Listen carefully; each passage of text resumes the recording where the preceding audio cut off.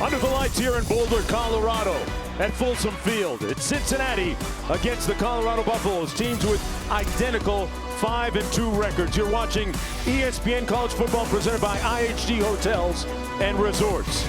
This is the Big 12 on ESPN. As we make the turn into November, in a little over a week, things get much more focused and intensified. Let's go downstairs to Quinn Kessenich with Coach Brian. Coach, how do you best describe the opportunity that tonight presents? Every day is another opportunity. That's why we're so thankful. That's why we're so appreciative of the Lord. This is a big one, and we're built for it, and we're ready for it. Thank you, Coach.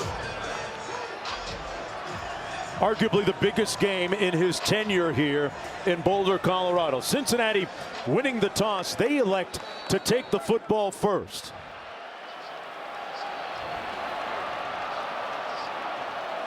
Another sellout crowd here, which has been the pattern all season long.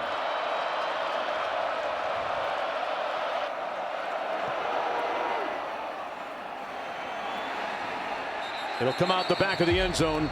It'll be 1st and 10 for the Bearcats, starting at their own 25-yard line. 1st and 10. Mark Jones alongside Roddy Jones. Quinn Kessenich, heard from him down in the field a moment ago. When you look at the backdrop for this game, a couple of second-year coaches who in their first year did not enjoy a lot of success. They turned it around this year, right now on the cusp of having a leg up on a Big 12 championship game appearance. Yeah, and Colorado can stay alive in the race to the win. Cincinnati now controls its own destiny with that Texas Tech loss earlier today. And these are two teams that have drastically changed their fortunes in a year. Sorsky over the middle, incomplete. Intended for Xavier Henderson, the team's leading receiver. It'll be 2nd down and 10. And Roddy, one of the questions coming into the ball game tonight will be, how does that Bearcat offensive line deal with a defense that leads the Big 12 in sacks? And Brendan Sorsby has been one of the best quarterbacks in the Big 12. He's going to be a big part of that. His movement in the pocket, his ability to run in the quarterback run game, are going to help keep that defense off balance. Corey Kiner is their leading rusher. There's a flag down on the play. He was met in the middle by Levante Bentley, who gave his teammates a spirited pregame pep talk. And we have a Bearcat offensive lineman injured on the play. Looks like it's Luke Kandra.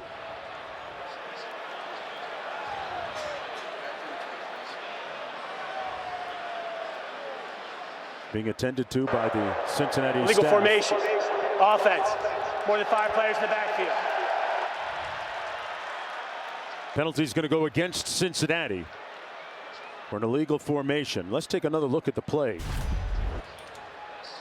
5 players in the backfield. Now Luke Kandra is the right guard.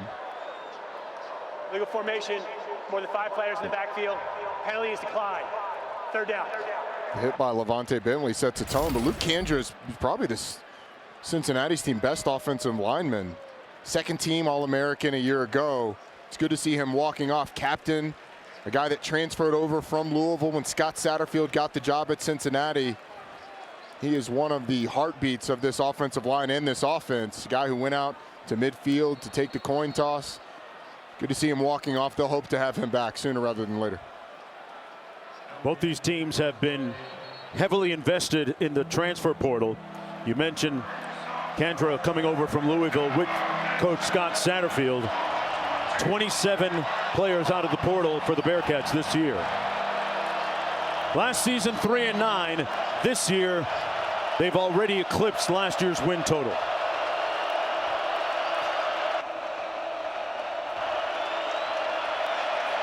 Skorsky incomplete. Good coverage against Xavier Hendry. DJ McKinney knocked it down. It'll be 4th down on a quick and brief 3-and-out. Saw what makes this Colorado defense so difficult. The ability to get open, or their ability to play man coverage, and the inability to get open. DJ McKinney is all over Xavier Henderson, who's the leading receiver for this team, but they've got so many good cover corners. They had the luxury of putting Travis Hunter on Joe Royer, the tight end. Wow. And letting other guys take the outside receivers. Mason Fletcher standing at his own 10-yard line for the Bearcats. Jimmy Horn is back deep for Colorado at his own 30. And a high booming spiral comes down to the 23 to Horn. Got around the edge, had that little hezzy move, and runs out of bounds just shy of the 40-yard line. A 52-yard punt, 15 yards on the return, and that's where Shedeur Sanders will take over the reins of this Buffalo offense.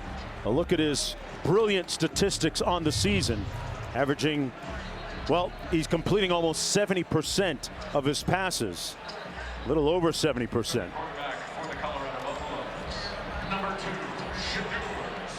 Sanders got off to a very quick start last week, aided by the fact that Arizona attempted an onside kick that was unsuccessful. 1st and 10, Isaiah Augustov in the backfield. They're going to try and run the ball, and a healthy 5-yard gain on the play. Golday and Bartlett making the tackle.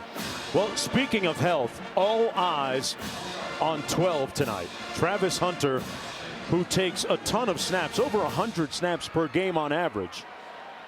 Missed the second half of last week's game, back on the field to start this one. Augustov, his forward progress is going to be marked at about the 44-yard line, leaving a short 3rd down and 2. Roddy, how important that they established a running game like they have in the first 2 plays? Well, I think it's incredibly important for the balance. It's going to make Cincinnati bring more bodies into the box, which gives this excellent group of receivers more room to operate. The fact that they've been able to run the ball successfully in the first 2 plays bodes well for them. Horn in motion. Sanders going to keep it, takes a hit, but picks up the 1st down. Brought down by Golday. Out of Conway, Arkansas, where he played at Central Arkansas. Another one of those important portal players for Scott Satterfield, and it's a 1st down for Colorado. We're not going to see a ton of Shedeur Sanders running likely today. Sort of a begrudging runner, but effective there. They keep it on the ground again. Nice gain between the tackles. Augustov picked up about 7. Got a nice block up front by Jordan Seaton.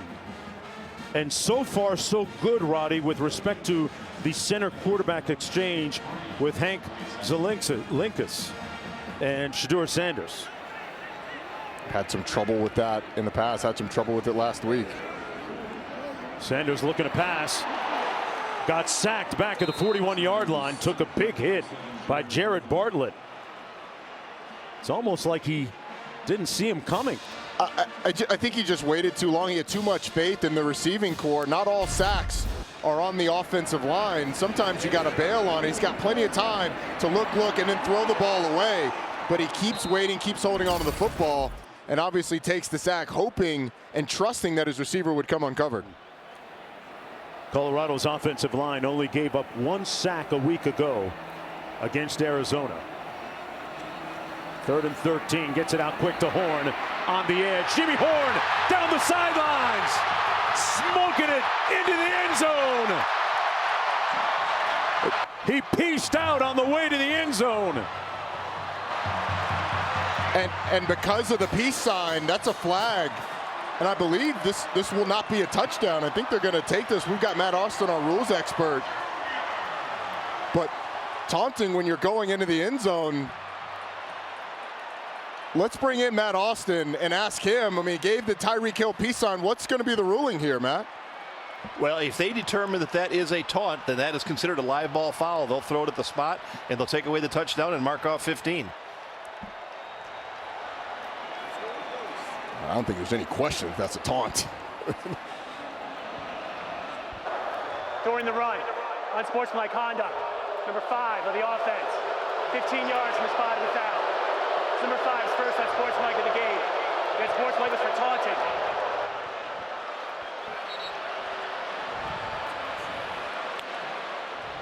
Welcome everyone under the lights at Folsom Field in Boulder, Colorado, where the Colorado Buffaloes got the ball just a few moments ago. I'm Mark Jones alongside Roddy Jones, Quint Kessenich. Jimmy Horn just caught this pass, was running into the end zone, shot up the deuces at the defender and was hit with an unsportsmanlike conduct penalty, which nullifies the touchdown and brings it out to the 25-yard line. It's been a frustrating run for Jimmy Horn, who had not had the explosive game, the explosive plays that we expect from him. Got loose on a 3rd and long. He's just excited, showed the speed, and look, he kind of looked like Tyreek Hill going down the sideline, but you can't chuck the deuces anymore. I don't know that anybody that's played collegiate sports, like you and I both have, do you like that rule?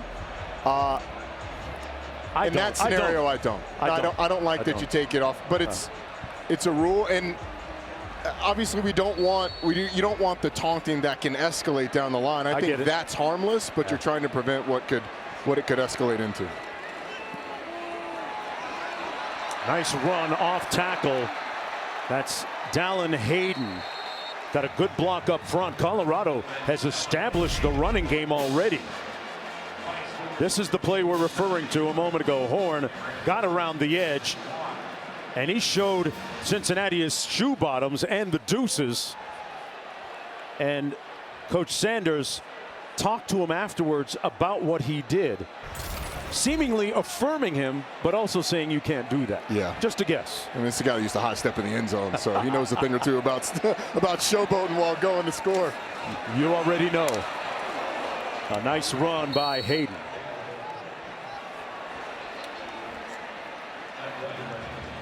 Coach Prime used to put his hand on the back of his head and high step. Kicked him legs up, the ball, holding it like a loaf of bread.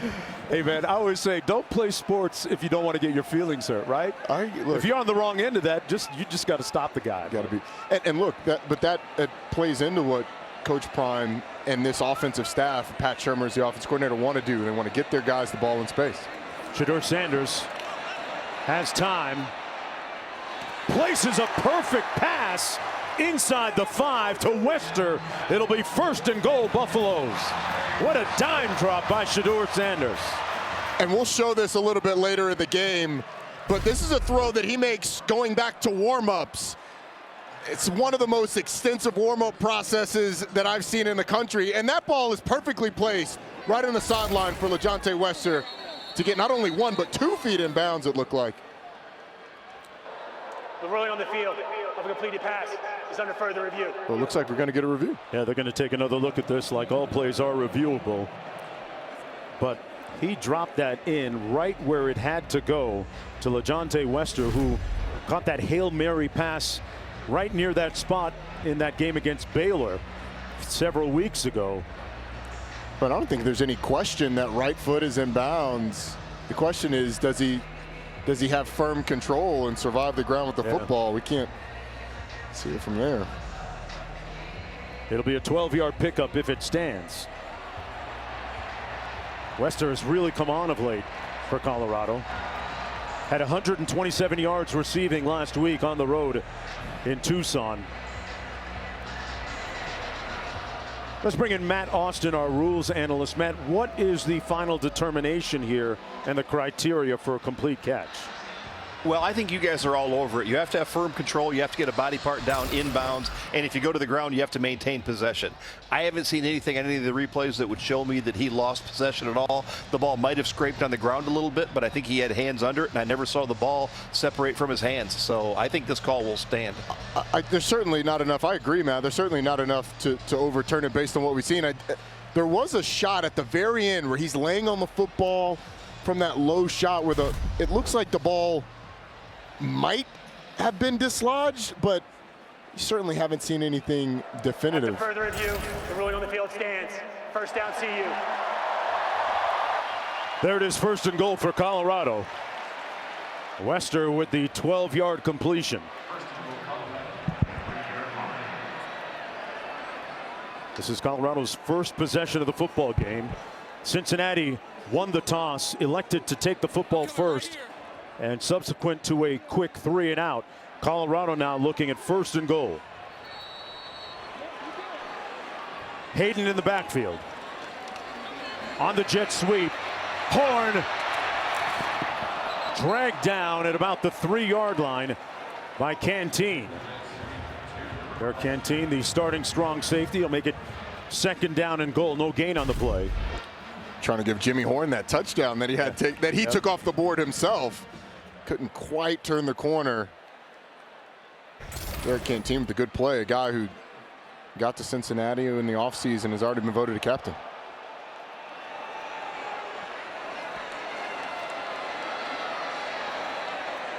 On 2nd and goal, Sanders.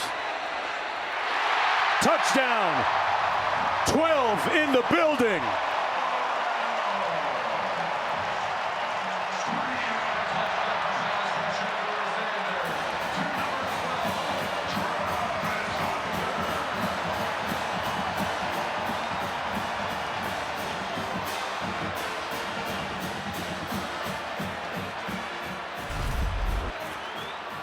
Well, Travis Hunter gets wide open from the beginning, and then it's just about Shedeur Sanders waiting for him to clear into a window where he can get him the football, but the quickness off the line and then the protection to allow Shedeur to find that little window got him the touchdown. Shedeur Sanders has implored his teammates to get off to a fast start. That's exactly what they've done on this very impressive drive, capped by, well, he's head over heels about Boulder right now, and the feeling is mutual. A sellout crowd of over 50,000. It's Parents' Weekend in Boulder. We're at high elevation, and the fans are jacked up. During that last time out, Coach Prime grabbing the microphone and warning the fans here to stop throwing items on the field. A few items came out of the student section, Mark, and landed on the field of play. Coach Prime stepping in and saying, that's not us. That's not how we handle ourselves. We need to be better. And he finished off by saying, I love you. And a big-time hit on that kickoff return by Wilson at the 28-yard line. It'll be 1st and 10 from there. Colorado Buffaloes playing their most important game since 2016 and bringing some smoke here. This is 2nd time we've seen Colorado with a really big physical hit. Vontae Bentley had one on the first Cincinnati possession, and Gant there. Wilson jumped up quickly, though. yeah, I'm good. Never hurt me. 1st and 10, 2nd series of the ball game for Brendan Sorsby. Transfer quarterback from Indiana. Pass batted down and incomplete. Dangerously falling harmlessly at the 35. Let's take a look at what's at stake for the Colorado Buffaloes. A win tonight for Coach Sanders and the Buffaloes, and they become bowl eligible. Think about it, folks. Only 4 wins last year, only 1 singular win 2 years ago before he came on campus. An incredible metamorphosis by Deion Sanders.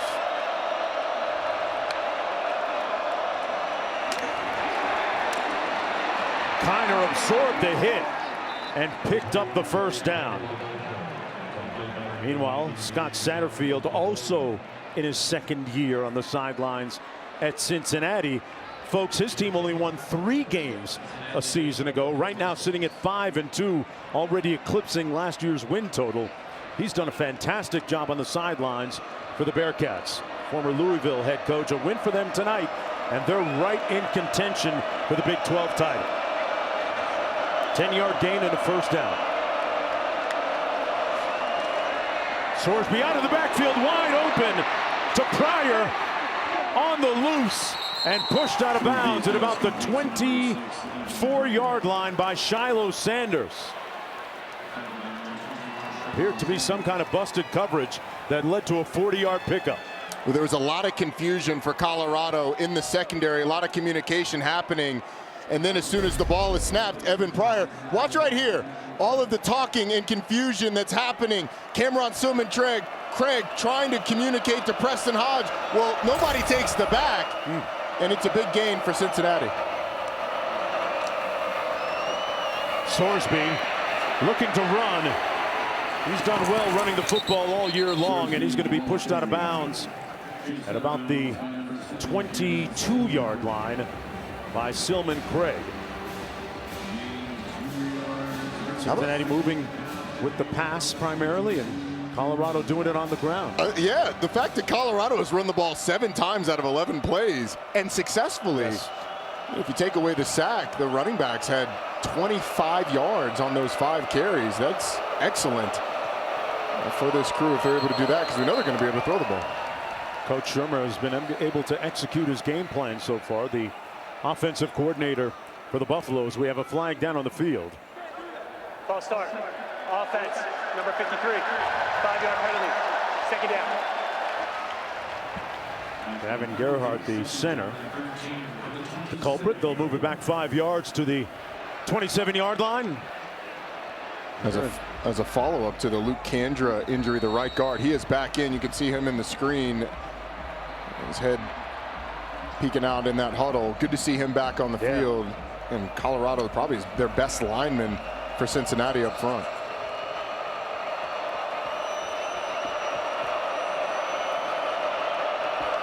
Pryor in the backfield. Sorsby with a clean pocket to his tight end, Royer. Royer, a huge mismatch problem for most teams inside the 10-yard line. It'll be 1st and goal for the Bearcats. A 12-yard pickup. This is a pretty in vogue play now. Just a tight end delay up the middle, especially for a team that plays a lot of man-to-man coverage. The tight end kind of hangs out, looks like he's going to pass block, and then leaks out late. Good protection. And it feels like Scott Satterfield's starting to get a rhythm for what this Colorado defense is doing and finding matchups with the tight end and the running back against that man coverage. On the jet sweep, Jackson brought down. And we have a flag down. That might be a horse collar flag. Arden Walker making the tackle. Number 53 right there. And nose of the ball spotted at the 6-yard line.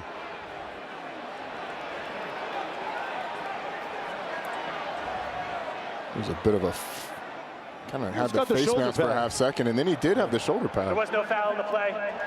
Second down. That's some good officiating right there. It is. And the action of the runner made it look like it was a horse collar.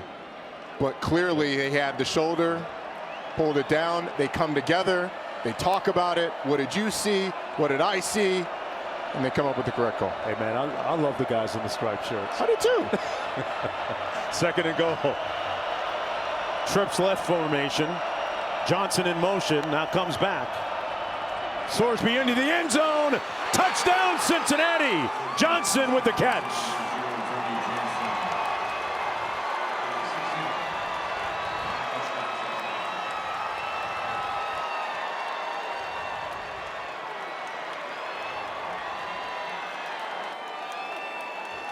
Sorsby with a wonderful response after Colorado's scoring drive. And they're an extra point away from tying this game for Sorsby. It's his 14th touchdown pass of the season. And for Johnson, his 4th touchdown catch. We're tied at 7. Something you'd pretty much expect for a couple of 5-2 teams. The motion man ended up making the catch. Letting everybody know he's got it under control. ESPN College Football is presented by IHG Hotels and Resorts. 19 hotel brands, 1 loyalty program. Download the app. And in part by Mercedes-Benz. Shiloh Sanders, Shiloh Sanders, involved in this last play, Roddy. Yeah, and it's a great design. You're going to get Tony Johnson coming out after 2 slants, and Shiloh Sanders right here has to get through all the trash, but Tony Johnson turns it up, and that's a little bit of a different look. Oftentimes you see that guy going to the pylon. He fades it up the sideline. Shiloh's got to work underneath both of those defenders and then try and get to it. It's a great play design. I felt like Scott Satterfield really did a great job of testing the man coverage on that drive. This is going to come down to Jimmy Horn. Found a crease, still on his feet. A nice return by Horn onto the 28, but there's a flag down on the far side of the field.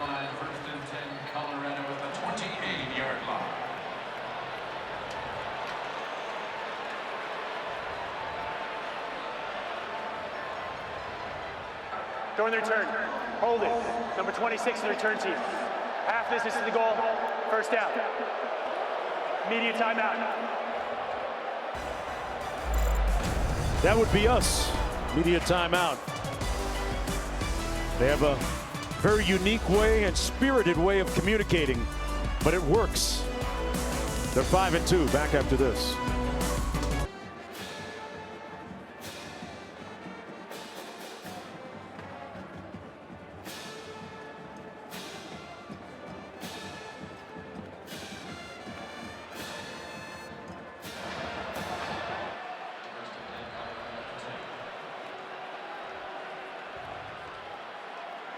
All right, thanks a lot, Kevin and Trevor. They run it into the boundary that time, Colorado does, on 1st down and 10 after the penalty on the kickoff. A 3-yard gain by Gustav. Boy, you talk about a couple of teams that are mirror images of each other in a lot of different ways. 2nd down and 7 coming up. Sanders pulls it out on the RPO. Hits Horn. Coming back the other way, looking to pick up a block.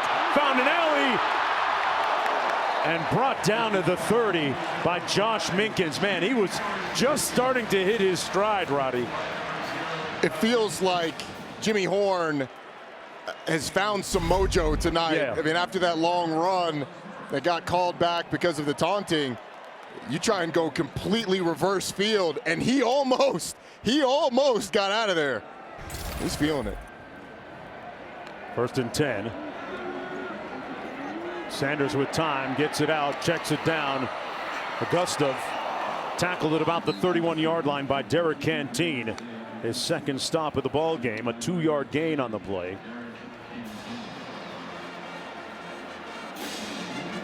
Sanders last week threw for 250 yards, a couple of touchdown passes. Travis Hunter on the field, split wide to the top of your screen. Remember last week against Arizona, he played the first half but sat out the second half. Sanders delivers, complete. Hunter pushed out of bounds at about the 40, but enough to pick up another Colorado 1st down. Let's take a little inventory in the Big 12 Conference after that 10-yard pickup. BYU undefeated, 5-0, 8-0 overall. Cincinnati and Colorado right in the middle of the mix. Gustav stopped up right near the line of scrimmage. Eric Phillips making the tackle on the play. Pretty good for a couple of teams, Roddy, that were not even thought to be contenders by a lot of the prognosticators at the start of the year. Both of them picked outside of the top 10, and the big happening today is Texas Tech falling to TCU. Yes. They're now 3-2 in the league, opening up the path for Cincinnati. If they win out, they're in the Big 12 championship game. Wow. Shedeur Sanders now 8 of 8 passing after that completion out to the 41-yard line. That's Wester. Thompson making the tackle on the 1-yard gain. Roddy, these short passes, how much does that complement, or does it just act as their running game sometimes? I think it does. You know, they're almost 100% completion percentage passes, making Cincinnati run sideline to sideline. But you're doing it with players who are dangerous in space and forcing these Cincinnati defenders a lot of times to make one-on-one tackles in the open field. 3rd down and 8. Got to get to the 49. Underneath Horn. Got a good block. Turned the corner and stepped out of bounds with enough for the 1st down. Travis Hunter got in the way just enough on the 9-yard pickup for the 1st down. I mean, it's just a heady play. He knows that he can't blindside the guy, but you get shoulder to shoulder, little nudge. It's all that you need to sprint Jimmy Horn for the 1st down. 3 receivers to the bottom of your screen.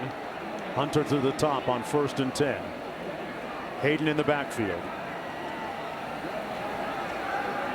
On the play fake, complete over the middle. It's Hunter again. There's a flag down, though. Let's see if this stands or not. There's a flag back at the 45-yard line. Personal foul. Roughing the passer. Number 97 of the defense. 15 yards added on the end of the play. First down. Well, they go with the RPO to throw the slant behind the boundary safety, and you could just see it at the end. Eric Phillips with sort of a hand to the head of Shedeur Sanders. Yeah. I mean, I don't like that as a roughing the passer. I understand that you can't hit the quarterback high. I didn't feel like he got enough of him there to warrant the flag. On the run, this is Hayden. Hayden's going to pick up about 5 yards. Brian Sims, the third, making the stop. Here's next week's featured 3:30 games. The annual world's largest party is on ABC. Florida number 2, Georgia and Jacksonville. And then number 10, Iowa State hosts Texas Tech, who lost today in Ames on ESPN. We can't talk about the spirited nature of the party anymore. The libation on the run into the boundary. Hayden weaving his way through rush hour traffic. Down inside the 10, picked up 5. Josh Minkins making the stop on the play. And third down again for Colorado. Sanders is 10 of 10 passing for 116 yards.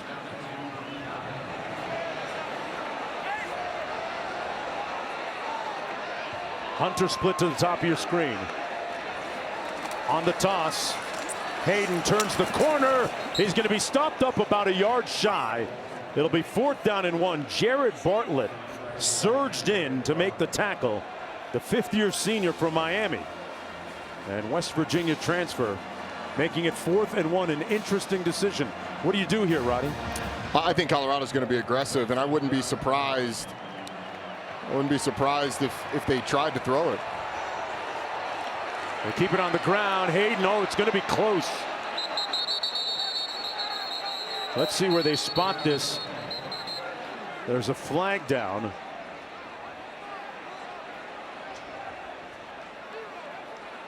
Trying to move big Dante Corleone for Cincinnati is a daunting task throughout the course of the night.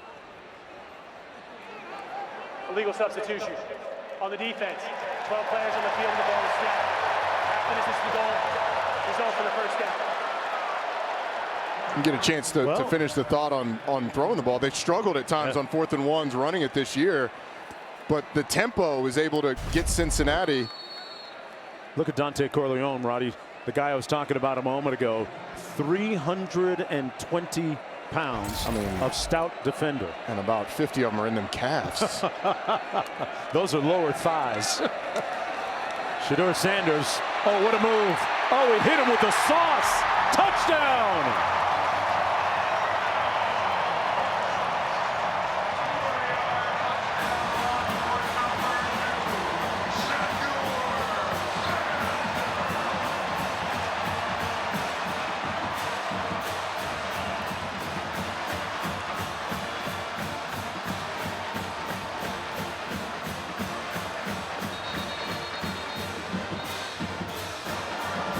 Previous play is under review to make sure the ball is snapped before the period expired.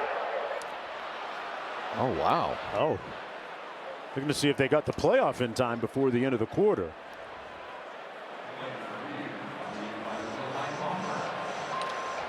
Well, here we go again.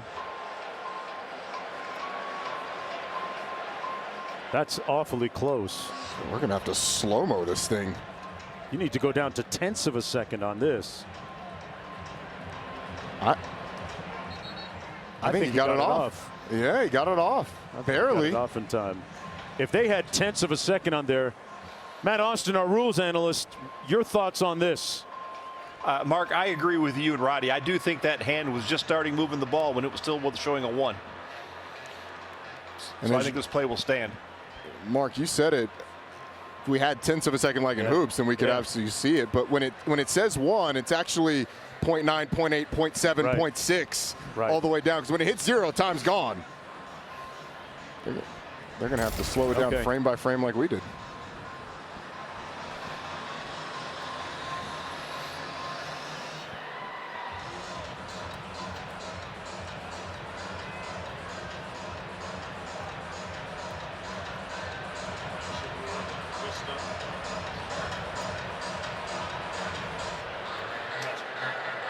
After further review, the center started snapping the ball before the clock went to 0. It's confirmed as a touchdown. So the play stands. They're going to run to the same end to kick the extra point. Shedeur Sanders remains perfect in this game, 10 of 10 passing for 116 yards, 1 touchdown pass, and now adding a touchdown run to cap a 12-play, 90-yard drive, using up 6:01 on the clock. You talk about a young man who is so fastidious and relentless in his pre-game preparation. We'll take a look at that coming out of the break. It really is a thing of beauty for someone aspiring to be a professional. Time onto the field, the Buffaloes lead by 7. Shedeur using the self-checkout line. Did it himself. Yeah, that right wrist on froze, folks. Back after this. You're watching ESPN College Football presented by IHG Hotels and Resorts. This is the Big 12 on ESPN. And Shedeur Sanders, folks, very fastidious and meticulous in his pre-game routine and warm-up. We've done, this is our 3rd game here this year, and going back even to his time at Jackson State, we've watched him warm up, and it looks the same every time. He's extremely intentional. Manny Covey on the kick return is going to be brought down at about the 27-yard line. And Roddy, tell me about the thought pattern behind the warm-up routine of Shedeur. You had a chance to speak. You talked about an intentionality, and it's meant to warm up every part of the body. It's as deliberate and meticulous a pregame warm-up as I've seen. Some medicine ball work into the upright, then some hip activation, trying to get the rotational aspect down with the medicine ball with his quarterback coach, Daryl Colbert Jr., and then he runs through a battery of throws, 35 to 40 throws pregame, all with the intent of warming up the entire body. Over 20 minutes, it's as intense a pregame warm-up for any quarterback in the country. Kiner with the run, and it's almost become one of those things. It's almost like a Steph Curry warm-up routine when he comes out to shoot. It's the same drill every time, going back several years. It absolutely is, and I think there's a lot of sizzle around Shedeur Sanders. Seeing that the number of times that we've seen it, you can tell the work that's put in when the cameras aren't around and how extensive that is. And his quarterback coach, Daryl Colbert Jr., coaches guys like Cam Ward at Miami, Kyron Drones at Virginia Tech, takes them through the same types of intentional workouts before the game. Pass complete by Sorsby to the tight end, knocked out of bounds. Sherman made the catch. DJ McKinney knocked it loose. Q, your thoughts on, you watched the whole routine, your thoughts on that? Well, I did, as well as about a dozen NFL scouts, bringing the number to above 100 who have been here to Boulder this season. And pro-level approach. And we had an opportunity, Roddy and I, to speak with Shedeur on Thursday after their practice. He's smart, he's mature, they call him grown for a reason. He's very self-aware, but right now he is the #1 rated quarterback prospect in this draft eligible class. Cincinnati with the football, running it to the 41-yard line with Kiner. Yeah, Q talked about Shedeur being thought to be projected as the #1 pick and quarterback. Not just the #1 quarterback, but the #1 pick overall. And tell you what, he already operates like a professional. People kind of lifted an eyebrow when Deion Sanders, Coach Prime, said we got the #1 and #2 picks in the draft on this team. Yeah. it's looking like he might be right with Travis Sanders and Shedeur, or Travis Hunter and Shedeur Sanders. He might as well, Travis. No, you were right the first time. Sorsby incomplete, dangerously targeting Travis Hunter. Right, you were right. It might be Shedeur Hunter. or Travis Sanders. Yeah. It's a guy who has been with him at Jackson State and Colorado. And also when Coach Prime put out a picture of him and his family and Travis wasn't included, he said, hey, you forgot one. So they put out a repost with Travis Hunter in the family picture. 3rd and 9 for Sorsby and the Bearcats. Play clock at 3, and they're going to use one of their timeouts here. There's a flag down first. False start. Offense, number 74. 5-yard penalty. 3rd down.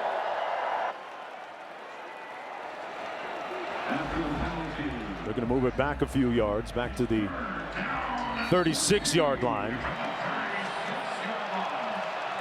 4 penalties against Cincinnati for a total of 29 yards so far. Oh, you could see it right there, yeah. Just leaning back. And here's where this Colorado defensive front can really tee off. Sorsby had some good interference, picks up the first down. He can do that. He's a very proficient runner, and he used his legs right there to move the chains. Picked up 21 yards in all. Tremendous call by Scott Satterfield, knowing that he's going to get man-to-man coverage. So if you can break that defensive line, then you can get a lot of space before you encounter Shiloh Sanders. And there's the QB coach. That's Pete Thomas, really excited about the call and the execution by his quarterback. On Colorado's side of midfield, at the 43-yard line, 1st down and 10. Kiner in the backfield, out of the pistol formation, takes the handoff, and is going to be stopped up a little bit shy of the 40 at the 41 by Okunlola. One of the leaders in teams on the team with 3 sacks. It'll be 2nd down, about 8 to go for Cincinnati. They were able to answer last time on the Colorado scoring drive. Let's see what they do here.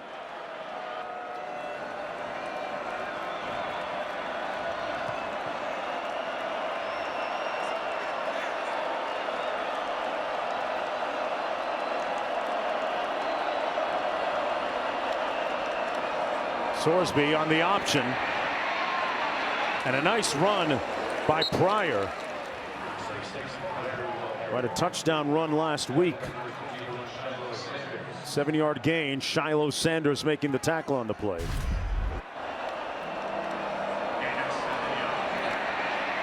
There is a real reason why they call him Headache as a nickname. He gives some out.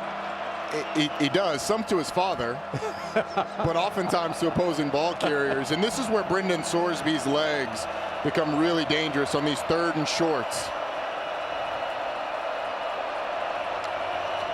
On 3rd and 1, they pick up the 1st down. Kiner with 1 and a lot more. Saw a little option football from the Bearcats a moment ago to move the ball. Yeah, and they'll throw some triple option stuff in there. Here they've got, you get the fake pitch, you get a couple guys going misdirection, a couple blockers on the quarterback counter. You're able to get the ball in the end zone. And then our crew, come on. Hey, Roddy Jones. Standard definition film. Come on, look at my man Roddy Jones, folks. It's Joshua Nesbitt reading the defensive end, getting out on the linebacker, reading it, and then pitching it to some guy wearing number 20 and hoping for success. Oh, man, look at that. You just shrugged that dude off like he wasn't there. That pass incomplete, intended for Joe Royer. Little trickery that time, attempted by the Bearcats. It'll be 2nd down and 10. Sorsby, the transfer from Indiana. USC and Duke also eagerly recruited him and came to Cincinnati out of the transfer portal. Had a great visit with his mom and dad and some friends and family of his on the walk to the stadium here tonight. Wonderful people. Very humble and hardworking. 10th play of the drive. Sorsby picked off. He threw it to Preston Hodge. There's a flag down. Hodge on the move. He's got a wall of blockers and finally pushed out of bounds at the 45-yard line. Let's see what those flags are about back at the 10-yard line. And Coach Sanders doesn't seem pleased about it.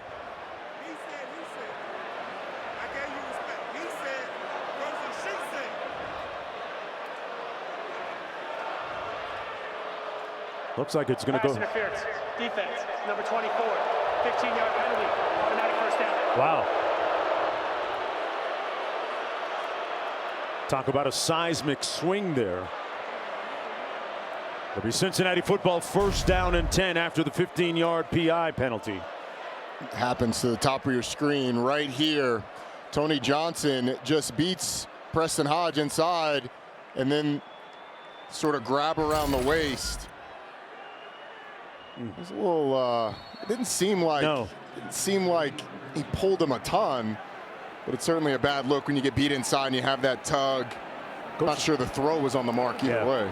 Coach Livingston, the defensive coordinator for Colorado, felt that Hodge is due for a big game tonight. Made a play there, but the pass interference nullifying it. Sorsby hands it off to Pryor. Got a seam and a crease into the end zone. Touchdown Bearcats. Or are they going to mark this shy? One of the far official is running in, attempting maybe to mark it short. But we did get a touchdown signal. They're going to talk about it. You can see them conferring down in the field. Here's the call.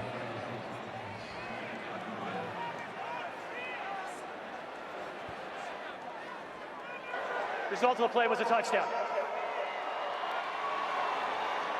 So the call stands. Boy, what a great call. Pryor with his 5th rushing touchdown. Great patience in the backfield, and then the officials once again coming together to discuss. Oh, this one's going to be interesting. We got a shot right down the line. Great job by our crew. But all the tip of the ball just has to break the plane of the goal line, and it is a touchdown. We got a tie football game at 14. Evan Pryor, transfer from Ohio State. But a big week last week running the football against Arizona State in that win. Hey, the Cincinnati coaching staff to a man telling Colorado, hey, we here.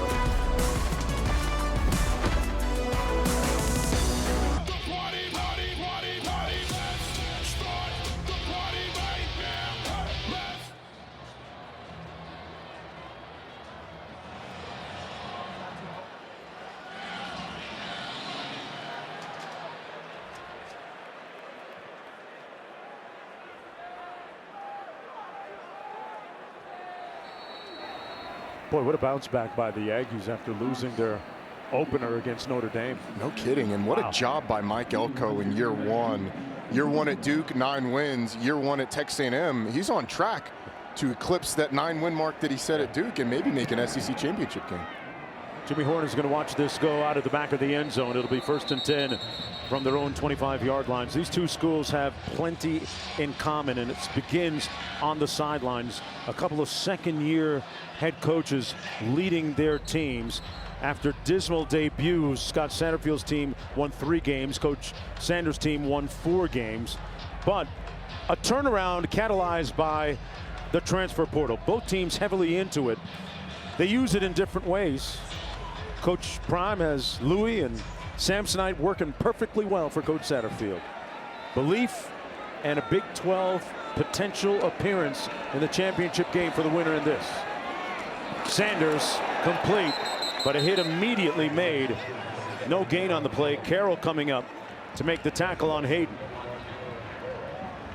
She said the turnarounds from these two programs, part of some of the biggest stories in the Big 12, and almost identical from a production standpoint early in this game. 2nd down. Sanders gets it to his receiver Miller, and Miller's going to pick up the 1st down. The true freshman, so important for so many reasons this game to get to a bowl game, right, Q? Well, 6 wins. Grant's Peggy's promise is fulfilled. And Peggy Copham, for those who don't know, a 99-year-old super fan of this Colorado program, dating back to like the 1940s. Season ticket holder since 1966. As Travis Hunter takes this one outside. Coach Prime promised her a trip to a bowl game. This week saying not any bowl game, she's got taste. Yeah, Miss Peggy was one of those big bowl games with all the big swag bags and warm desert destinations. I believe the term he used to us was exquisite taste. Yeah. So now 5 wins, you got to feel like, hey, we're going to make a bowl game. The question, the path now is to make the biggest bowl game possible. And let's just say they're not shy about dreaming big here at Colorado. On 2nd and 4, Sanders hands it off. They've been able to run the ball successfully. Witness this one by Isaiah Gustav. Got a little bit of help from his friends and gets into Cincinnati territory at the 49 on the 9-yard pickup. If you're a running back, you can do a lot, but you could do more together. How about Jordan Seaton getting in there? Yeah, big Khalil Benson getting in there. Offensive line helping Gustav along the way. On 1st and 10, they keep it on the ground. Gustav, another nice gain. Jack Dingle making the tackle. Pickup of about 5. Boy, for them to achieve a sense of balance would be huge moving forward, right? It would be, and Pat Shermer talks about what he calls fair fight boxes. That's when you have more guys to block than they have in the box to stop the run. But the key against this defense is the tackles have to hold up well. Shedeur looking to pass. Checks it down, complete. And a great effort on the sideline there by LaJohntay Wester, who's really been coming on of late. Had 127 yards receiving last week. Makes it 3rd down and about a long 2 to go. And a complete line change for Cincinnati. Colorado substituted, so Cincinnati basically changed their whole front 7. 3rd and 2.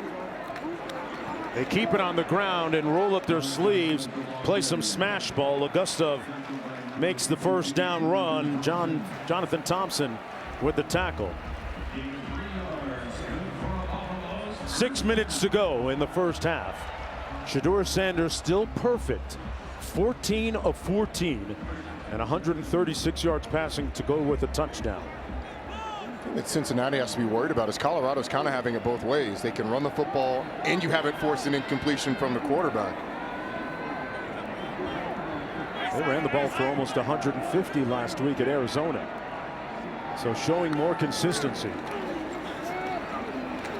Keep it on the ground again. Hayden this time. It's going to be about a 3-yard pickup. Shedeur Sanders has been on all night like a porch light, folks. Look at those dimes. Laser beams. And then he shows it off with the legs as well. Cincinnati's done a good job of preventing the big play with the exception of the horn catch and run, but you've got Shedeur throwing darts like he's been throwing. It's going to be tough to stop. On the play fake, clean pocket, still perfect. Hunter spins and pulls away. Travis Hunter inside the 10 at about the 7-yard line. Jake Golday got him, and boy, he looks brisk and swift. We were asking Coach Prime about Travis Hunter. I mean, the break there, the ability to change directions, to stop. He left the defender in the dust. And a fumbled snap. Didn't look like Sanders was ready for it. And it's going to be 2nd goal from just outside the 10-yard line. Result of the miscue. You know, there was an interesting moment last week when Zelinskis, the center, had issues snapping the ball back to Sanders, something along those lines, but it's basically the exact same thing. Yeah. Shedeur's up at the line checking, and Zelinskis snaps the ball. Happened a week ago. And so that communication the last couple weeks has jumped up to cause almost a big play, a big swing of momentum for Colorado. You don't want to implode down here in the red zone. Sanders surveys, keeping his eyes downfield. And now takes a pass on the next down. It'll be 3rd down and goal coming up. Just to finish up that story on Zielinskis, the center. He was distraught, and on the sideline, to tell you what a great leader Sanders is, he went over to the center and said, hey, I know you're struggling. Listen to me, man. You're still a great player. You'll get it back. And he did. That's the type of leadership that you want from the quarterback position. And he challenges, Shedeur Sanders challenges these players around him, sometimes with words of encouragement, sometimes with words to fire them up and challenge them. That was his first incompletion a moment ago. Fade into the end zone. Incomplete, bobbled by Shepard. He did not appear to have control of it as he landed outside the end zone. So it'll be 4th and goal. And in comes Alejandro Mata. Let's take another look. Boy, there was a lot of contact. Yeah, he has a shot at this, but it clearly hits the ground there. Yeah. And there's contact on both sides. A little bit of a tug that Ormani Arnold gets away with, but ultimately it ends up. That's a win for Cincinnati defensively. And in comes the Big 12 Special Teams Player of the Week, Alejandro Mata, attempting this field goal from 28 yards out. And he knocks it through. Just like his head coach, Mata has his own walk-up music. Little Daddy Yankee, Gasolina. Trying to throw a little gas on the fire here tonight in Boulder. Back after this. ESPN College Football, presented by IHG Hotels and Resorts, is brought to you by Progressive Insurance. Round out your protection with life, phone, and pet health insurance. If I go through the rec center and they're playing fives, I'm calling Travis on my squad, and I'm throwing him lobs all night long, Roddy. If I'm at the rec center and Travis Hunter is playing, my shoes all of a sudden got broken. We're gonna have to bow out of this thing. I'm gonna just watch. He's sending people right to the MRI machine. Taking ankles tonight on the field too. Colorado leading by 3. You mentioned it though. It felt like a win for the Bearcats defensively to keep them out of the end zone. Fair catch called at the 12-yard line by Manny Covey. It'll be 1st and 10 for the Bearcats after this break. Brendan Sorsby going to get the reins of the offense when we return. Hey, kick off your Week 8 NFL Sunday with the NFL Countdown Crew. Sunday NFL Countdown, 10 a.m. Eastern, 7 Pacific, ESPN in the app. Our Week 6 Monday Night Football game, the Giants in Pittsburgh squaring off against the Steelers, 8 Eastern on ABC, ESPN, ESPN Plus, and ESPN Deportes, with Peyton and Eli once again on ESPN2. 1st down and 10 from the 25. Kiner found a hole and picked up about 6 on the play. The 2nd down and 4. Cincinnati with all 3 of its timeouts remaining. This is really good footwork by Corey Kiner. Watch this little jump cut that he has. Boom, to the left, just enough to get away from the nose tackle and up in the backfield. And he's a guy at 210 pounds, got great balance, but you see the feet there. And those little moves get you yardage. Nimble. On 2nd and 4, Sorsby on the quick slant, complete. Tony Johnson working against Preston Hodge. The pile moving all the way out to the 45-yard line with 2:39 and the clock running. A 14-yard gain.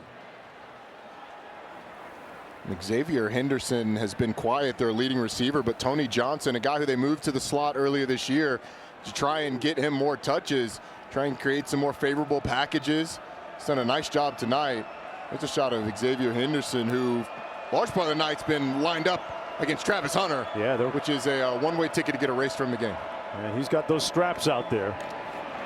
Sorsby handed it off to Kiner, nowhere to go. Hill Green making the tackle on the play for the Buffaloes. That's going to be a loss of 3. 2nd and 13, and Cincinnati Bearcats are going to call the timeout. Actually, we've hit the 2-minute timeout. We'll be right back after this.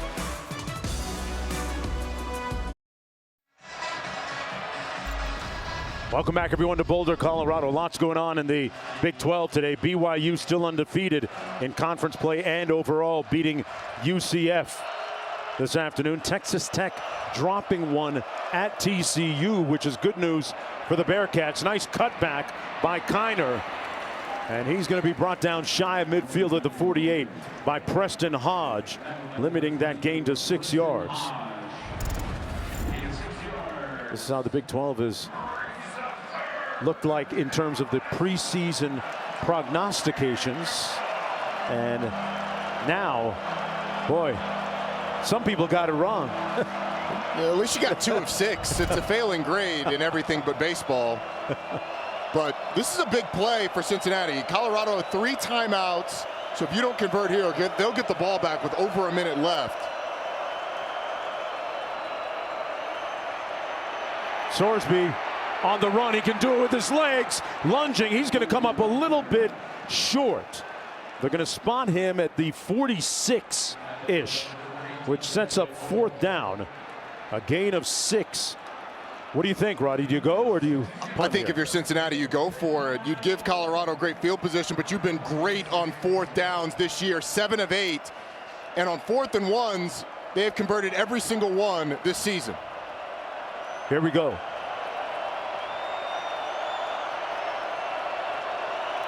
They go empty. Royer in motion. Quarterback keep. He's not going to get it. The impenetrable front suddenly of the Buffaloes saying it with their chests.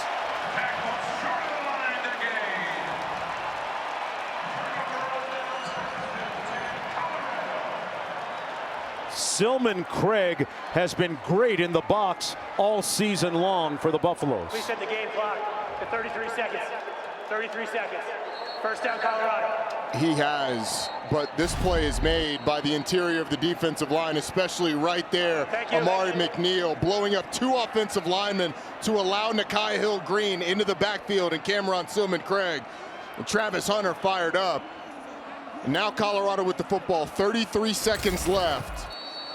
3 timeouts, though, for the Buffaloes.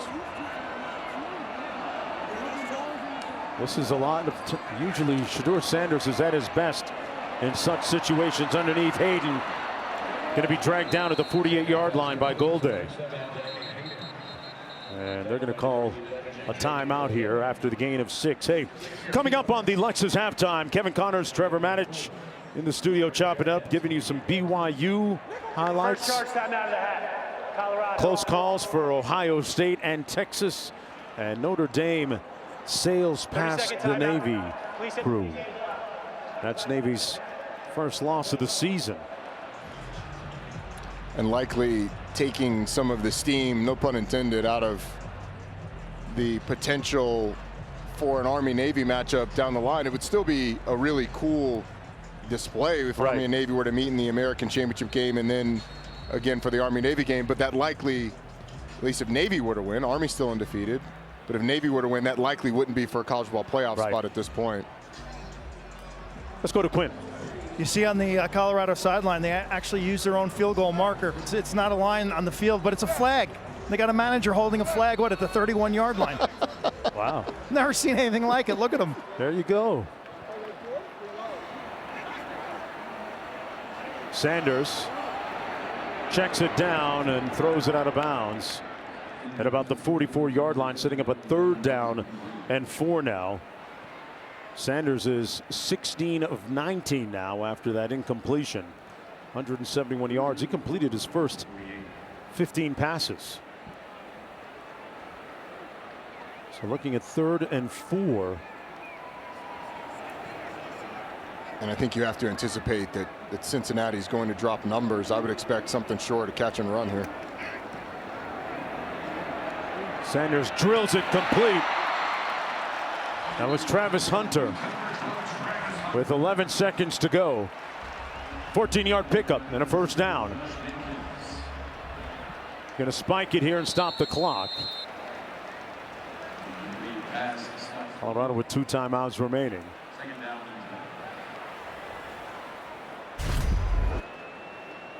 Shedeur just patience in the pocket, waiting for Travis Hunter to come open. They're going to reset the clock to 10, not 11. 2nd and 10 coming up. Travis Hunter split wide to the top of your screen.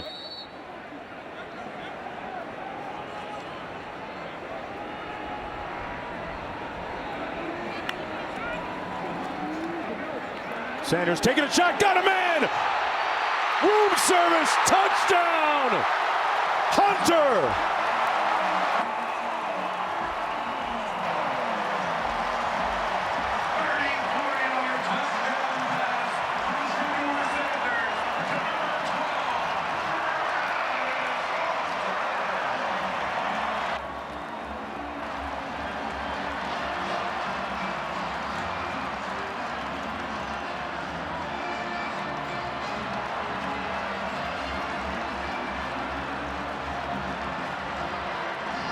His 2nd touchdown of the night. 34 yards in all. And after that 4th down stop, the offense moved it down the field expeditiously with 3 seconds to spare. Wow.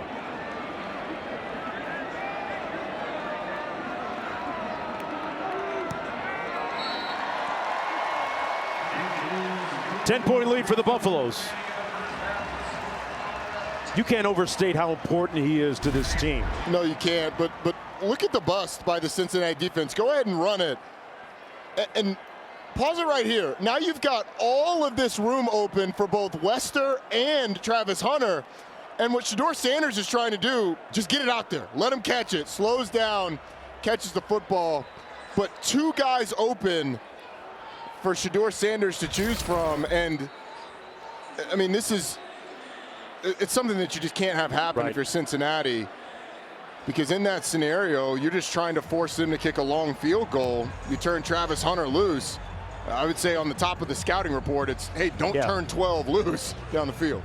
Really kind of lines up with the pillars to Coach Pat Shurmur, the offensive coordinator, his pillars for his quarterbacks. They work matchups, they look at space, and go down the checklist and check off as many boxes as they can.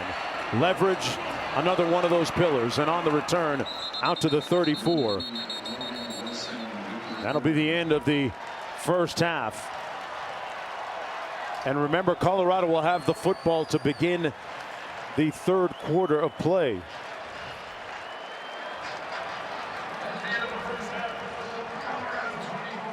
This is the first time that Cincinnati has trailed at half this season.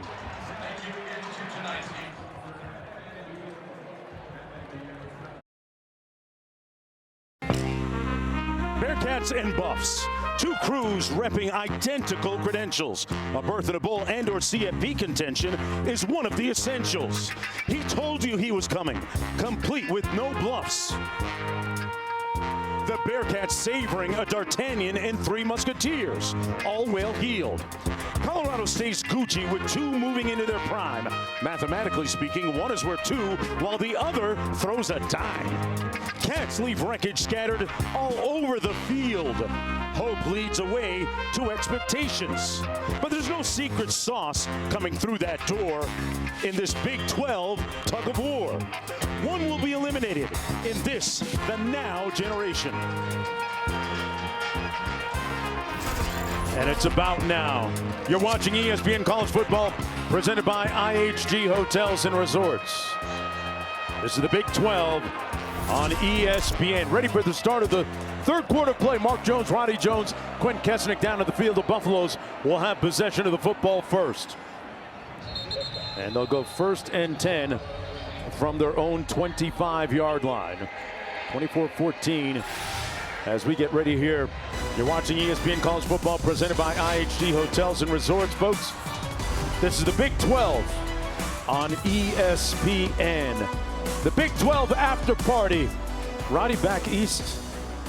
Yeah, on either watch, it's really I got two phones, two watches. Come on, man. Big time. We got over a two-way threat on the field, and Travis Hunter, who's had a lot to say in this game. Yeah, he's been locked down on defense. He's got 7 catches on offense, including the touchdown at the end of the half. The thing is, for the Cincinnati defense, they're going to have to figure out how to cover these Colorado receivers. A daunting task. On first down, Colorado came out running the football fairly successfully. Gustav ran it that time, picked up a few yards. How important has the run game been in the overall equation of success for them so far? Well, it's kept them balanced. It hasn't put everything on Shedeur Sanders. And balance for Colorado doesn't look like 50-50. It means running the ball just a little bit. About that much, right? That was a Gustav again. And boy, Travis Hunter really had an indelible imprint on that first half. Certainly did. This was the first play of the game for Cincinnati. And he's on the coverage, scored a touchdown down in the red zone. He's had a number of catches. He's looked shifty in the open field. That shoulder looks just fine. So he's been able to make guys miss. And then you had the deep pass at the end of the half to be able to score. They just turned him loose. Wow. Can't turn 12 loose down the field. Cincinnati does it with 3 seconds left on the clock. Yeah, that's the one guy that you don't want to lose track of. And we have an injured Cincinnati player down to the field. It's Dante Corleone, a.k.a. the Godfather down there. Such a big part of their defensive front. One of their leaders as well. Really a curator of the Bearcats culture. We'll be back right after this. Back in Boulder, Corleone healthful, looking a little better on the sidelines. Gustav running it again, brought down by Thompson of Cincinnati. There's a look at Corleone, who got off the field with the help of the athletic training staff. Vital part of that defensive front, really plugs things up there in the middle. Helps up the linebackers. 2nd and 8. Sanders pulls it out, finds his man complete at the 43-yard line. Shepard with the catch, and let's go to Q. Ralphie, the Bison, did not run at halftime. It's apparently after her bedtime, so she went back to the farm. In terms of football, yards after catch, Colorado has 140 yards after catch. Cincinnati's really struggled to tackle. And then when you think about the progress of this Colorado program, it's in the trenches, offensive line, defensive line. That 4th down stop was something that they could never have done last season. I think the biggest growth has been on both fronts. It's a great point, Q. Big transformation. That was the focus of the offseason. They're going to keep it on the ground, pick up the first down. Gustav again moves the chains, picks up 6.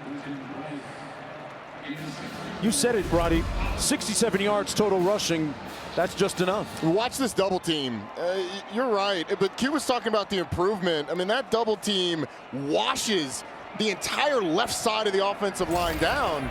And Gustav is able to get the first down. Sanders pulls it out. Escaping. Ball came out of his arms, out of bounds, right around midfield. Thompson in dogged, zealous pursuit. And that scramble, it looked like he had Travis Hunter coming back downhill. As we get a little extracurriculars there on the sideline with Jonathan Thompson in the Colorado sideline. But Travis Hunter is as good as there is in the scramble drill. He's not open. He's not open. Well, quarterback starts to scramble, come back downhill. I'm open. I'm open. Shedeur doesn't pull the trigger. And it ends up in a short gain, but I'm a little surprised that he didn't let that one go. Colorado just thankful that Hunter is healthy and back on the field. We got a whistle. Cincinnati got bailed out. Colorado called a timeout, but Cincinnati. First charge, timeout of the half. Colorado. 30 seconds. Media timeout. Brian Sims for Cincinnati, number 17, ran out, ran back, ran out, ran back. Had no idea where he was supposed to be.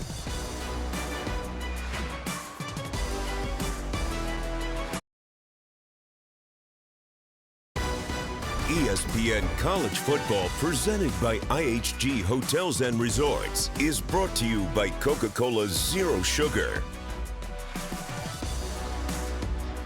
A lot of potassium over there with those bananas. Hey, there's the Taco Bell Live Más student section. All season long, student sections across the country are competing to be the Taco Bell Live Más student section of the year. Download the Taco Bell app to learn more. You gonna dress up for Halloween? Man, I'm trying to think about a costume. I'm still working on it. It's a little late in the game to be thinking about it. I know. I'm a spontaneous type. Shedeur Sanders had it batted down. Great play by Jared Bartlett. Got a hand up there and knocked it down. It'll be 3rd down and long. Look at this. Jared Bartlett, the captain in the middle of the field, just spying Shedeur Sanders. Pauses and then bats that ball down, forcing the 3rd and long. And this is a big down for Cincinnati. They've got to be able to get off the field. Colorado up 10, first drive of the second half. Big play. Trying to get to the 41. Sanders pulls complete, caught by Hunter, but dragged down short of the first down by Jordan Young. So an interesting 4th and about 3. It looks like Coach Prime's going to send out the punting unit to have Cincinnati, keep Cincinnati back. And with the success that you had with the speed, I probably would have thought about going for it, but up 10, punt the ball away, pin Cincinnati back deep, hopefully, and let your defense go play. Roddy, this is their first punt of the night. They scored touchdown, touchdown, field goal, touchdown on their first 4 possessions. Bassett. That's his punt. Let's see where they mark this. A 38-yard effort. Out of bounds at about the 6. Now we honor those who serve, brought to you by Navy Federal Credit Union. The Navy, Army, and Air Force ROTC programs here at Colorado University combine topics in military science with practical leadership training to prepare men and women to become military officers. Upon graduation from CU Boulder and the ROTC program, these cadets will be fully prepared to take charge as leaders. Awesome program that these young men and women are in, and we thank them in advance for the service that they'll provide to our country. On 1st and 10. Boy, what a great spin move by Kiner. Used that jump stop almost and spun away from a couple of defenders. One of them, Hill Green, picked up 7 on the play. Let's take another look at this. Nikai Hill-Green shot downhill like a rocket, but how about the spin cycle by Corey Kiner? He really is. The more you watch him, the more you love his running style. His great balance. He's creative. I mean, that's a instinct, creativity type run. Try and spin back and take what could have been a loss to a 7-yard gain. Man. Sets up 2nd down and 3 at the 13. Sorsby going to do it himself with his legs. Ran out of bounds at about the 20-yard line, enough to pick up the first down there. Another display of his wonderful versatility running the ball. Picks up 8 yards on the play. His demeanor has a real calming effect on the entire offense. Told by his coaches, and you've seen it many times this year. You think about the Cincinnati team. Folks, their 2 losses this year are by a total of just 4 points.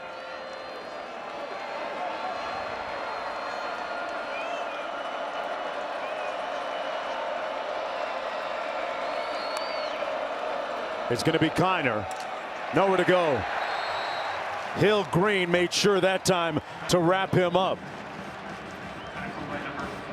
Talked about the close call. Cincinnati's just a couple of plays away from being a perfect 7-0 perhaps. Week 2 against Pittsburgh. Lost a close one by 1 point, and then a field goal loss against Texas Tech. Texas Tech game was back and forth. The missed field goal would have tied it and taken it to overtime. That Pitt game, they're up double digits in the 4th quarter. Let that one get away from them. This is a quality football team looking to get a leg up on the Big 12 title with a win tonight. On the road, the pass complete. And a big time hit on Mays. Usually that's Shedeur Sanders coming in, Shiloh Sanders coming in to clean up. Wasn't that time. A 9-yard pickup on the play. And I would not at all be surprised if Brendan Sorsby's legs become either the go-to factor or at least something that Colorado has to think about with some sort of zone read. Haven't really seen the option on the perimeter all that much. But his legs are a big weapon here. Play clock down to 6. Just getting lined up and setting. Sorsby looking to pass. Almost picked off underneath. In and out of the arms of Travis Hunter, who is in dismay right now. Wishes he'd had another chance at that one. I mean, if there's one guy who you don't want to test in the secondary, I mean, guys don't typically get open against Travis Hunter. That ball thrown a little behind the receiver too, but Brendan Sorsby looking for Jamoy Mays across the field. Hunter all over him. Yeah. Second punt of the night for Cincinnati coming up. Mason Fletcher punting to LaJohntay Wester, who's perched at his own 29.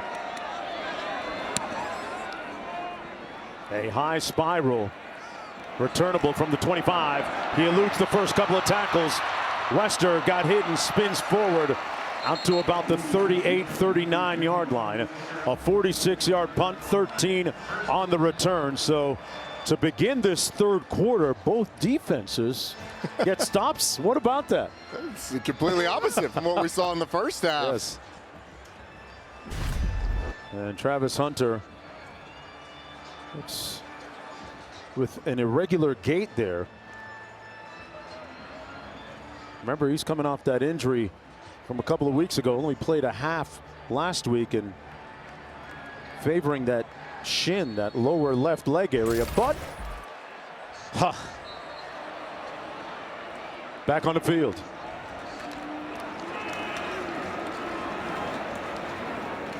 They're going to keep it on the ground with Gustav. You know, we've talked about Hunter and his professional approach. Keep in mind, folks, we've told this story a couple of times when we were here earlier. Every week he gets to cryotherapy. Every week he gets to an infrared sauna, all in the essence of recovery and getting his body ready. Not to mention massaging. And that's going to be about a 7-yard gain by Hayden. He's also a guy that Coach Prime told us, asked him yesterday if he could come over early. He came over separate from the rest of the team so that he could get some extra work in early. He was in the training room getting worked out. And I think the toughness that you have to play as many snaps as he does, and the competitiveness. I mean, how many people take a shot to the shin and would say, hey, coach, I need a play? He's a competitor, wants to be on the field. Sanders on 3rd and 3, searching, wings it, incomplete, intended for Shepard, but there's a flag down on the play. Sanders seems to feel like it's going to be in their favor. Arnold defending on that play. Holding, defense number 8. 10 yards to the previous spot, automatic first down. It's going to go against Arnold. That's going to give Colorado a first down. And just to put a period on that Travis Hunter story that we told you a moment ago, folks, did we mention that he is a 4.0 GPA student? Pretty incredible.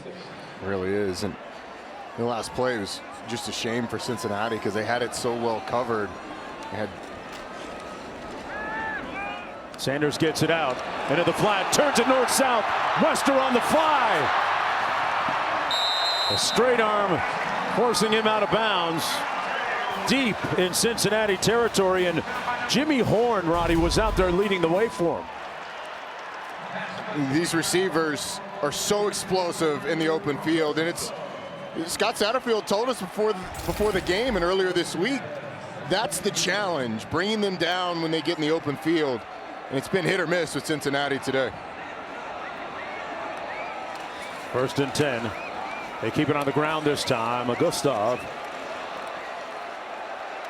And look at that pile continue to move. It's going to end up about a 7-yard gain. Phillip Houston with the big push. Let's take a look at our player spotlight brought to you by Cintas. With the numbers so far, he has been methodical, metronomic in his deliveries tonight on target. He's been patient. He's taken shots downfield at times, but really he's been content to get the ball in the hands of his receivers and let them create after the catch. 2nd and 4 coming up.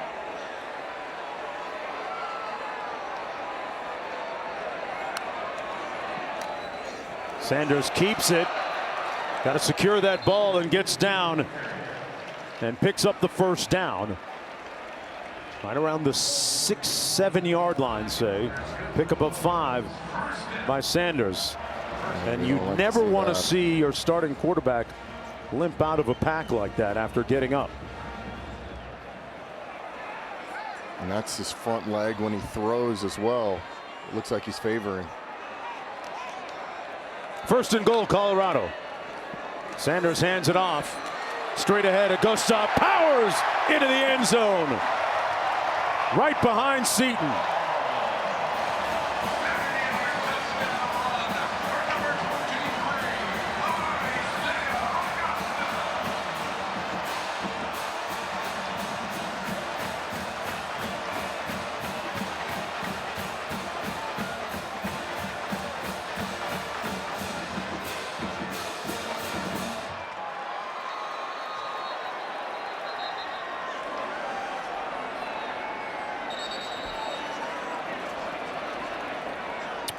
An inauspicious sign there for the Colorado Buffaloes. Shedeur Sanders appearing to be a little bit shaken. Slow to come off the field.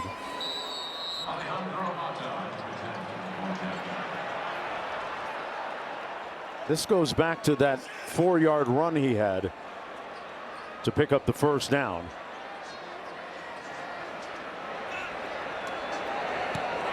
The extra point is good.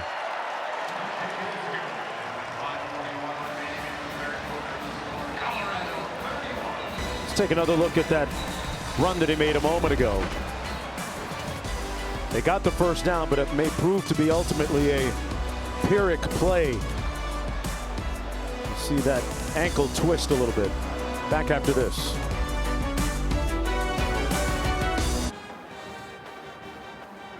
Want the latest on today's games? Just tell Siri, show me the college football scores. Yeah, Siri, we get that on the ESPN app. The score here, 31-14, 5:41 to go in the 3rd quarter. But a little bit of concern along that Colorado sideline with the fitness level of Shedeur Sanders. On the return, Logan Wilson brought down around the 30-yard line where it'll be 1st down and 10 for the Bearcats right now in a 17-point deficit. Sanders was being tended to by the athletic training staff while we were away and continues to be. Let's go down to Q. What'd you see, Quinn? Looks like they're treating his left hip like a left hip flexor type injury. Shedeur came over, hopped on the bike for a bit, stood up, jumped around, went through his drops and the rotation it would take to throw a football. So doesn't look to be a serious injury, but he is getting some treatment right now. Sorsby down the sidelines, incomplete. Good coverage down there by Preston Hodge, who's done a nice job tonight. Tony Johnson, the intended receiver, sets up a 2nd down and 10. Preston Hodge, number 24, a Liberty transfer for the Buffaloes. Preston Hodge on the back half of this Colorado defense and DJ McKinney have both been incredible additions. McKinney's ability and Hodge's ability to cover man-to-man has really opened up a lot for this Colorado defense. On the quick slant, incomplete, and there he is again. Preston Hodge, ubiquitous right now, all over the field. Remember, he had that interception that was called back a little bit earlier. 3rd and 10. And in these situations, Colorado has been opting to have Travis Hunter play the nickel, which has sort of taken away Joe Royer, the tight end, as oftentimes he's been matched up on Royer. He'll go there now as well. Been a quiet night from Royer, right? Relatively speaking. Downs, Hunter's on him. On 3rd and 10, Sorsby sacked back at the 26-yard line. Silman Craig.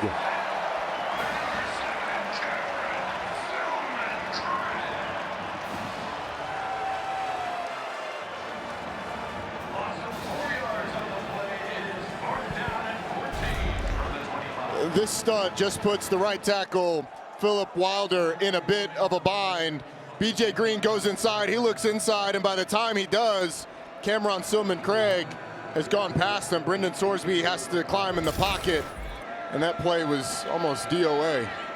Silman Craig has been with Coach Sanders for his last 2 years of high school football, and then at Jackson State for a couple of years, and now here at Colorado for 2 more. Ball scooped up. What a big hit. It came loose but recovered by Colorado back at the 33-yard line off the 37-yard punt. It was almost catastrophic. Yeah. And I think Horn got rocked there. He did. Jimmy Horn felt like he could probably get outside. If it had touched a Cincinnati player prior to Jimmy Horn picking it up, then it's basically a free play for Jimmy Horn if that fumble happens. Now, I wonder if he thought that it did or if he was just taking a chance. Either way, they avoid catastrophe. Yeah. Kai Stokes, the Ohio State transfer, with a huge hit, and look who is back on the field for the Buffaloes. Shedeur Sanders. Let's keep an eye on his mobility in the pocket. 4.5 minutes to go in the 3rd quarter. Augustov in the backfield. They hand it off to him.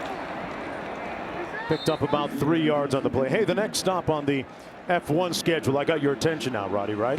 It's the Mexico City Grand Prix, Sunday afternoon, 4 Eastern on ABC. Pre-race coverage at 2:30. Additional coverage on ESPN Plus in English and Spanish. ESPN Deportes coverage begins at 3:30. Tell me what's happening with my man Lewis Hamilton. The Mercedes car is just not up to snuff right now. Boy. They start 5th and 6. Hamilton's in 6th. But 3 different constructors. There's 3 different teams starting in the front 3. Carlos Sainz on pole. Max Verstappen 2nd for Red Bull. Lando Norris, McLaren 3rd. Should be a great race. And right now, Augustov trying to get it into high gear. Couldn't. Stopped up by Sanks, but picked up 5 on the play.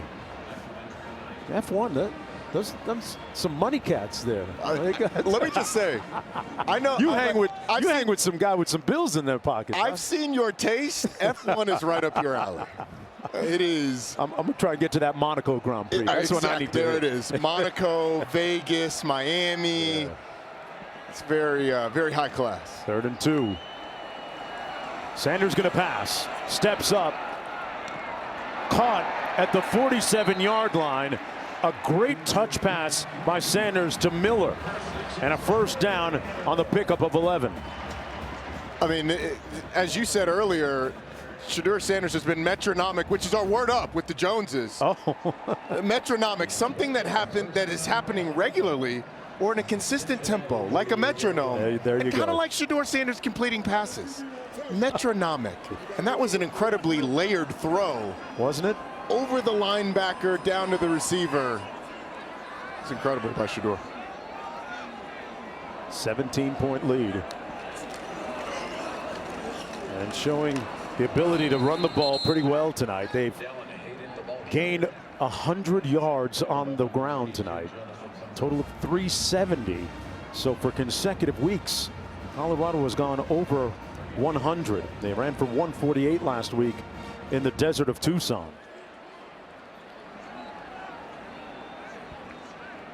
This is, I mean, you can just see where they are in FBS in terms of rush yards per game. You think this offense is dangerous before they start to figure out how to run the ball well. And imagine the danger that they'll provide the defenses going forward. On the counter, nice run up front. Alan Hayden, the Ohio State transfer, brought down by Thompson. 2 yards shy of the 1st down. Clock running with 1:35 to go. 3rd down and 3. Hunter in the ball game. He's going to be split to the top of your screen. And it has just felt like the Cincinnati defense has not had an answer. They've tried to devote more bodies to stopping the pass. Colorado's been able to run the ball. And they haven't had an answer to consistently stopping that. They've got to get to the 38. They're going to run it. I'm not sure they're going to make it. It'll be 4th and short in a good area of the field to go for it if you're Colorado. But do you, Roddy? 4th and 1. Last time they were around here, they're a little further back, but they decided to punt it. That was a 4th and 3. Looks like they're going to go for it. Get up to the line of scrimmage quickly. Now Shedeur backs out from center. Wester in motion. And Coach Sanders is going to burn one of his timeouts. Colorado. They've got one remaining with 35 seconds to go in the period. Going to talk it over.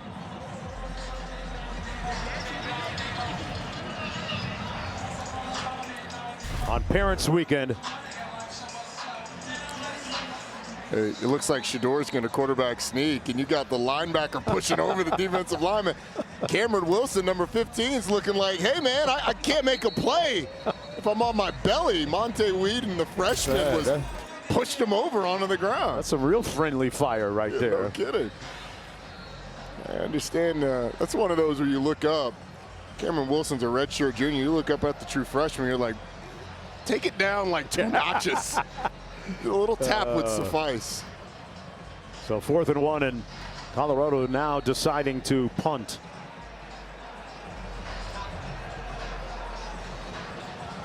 Mark Bissett coming in.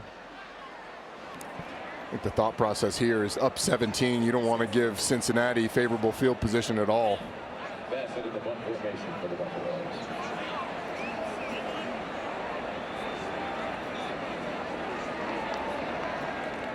Mays on his own 8-yard line for the Bearcats.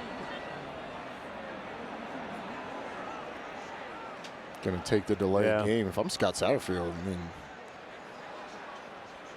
mean, you accept it. Delay game. Offense.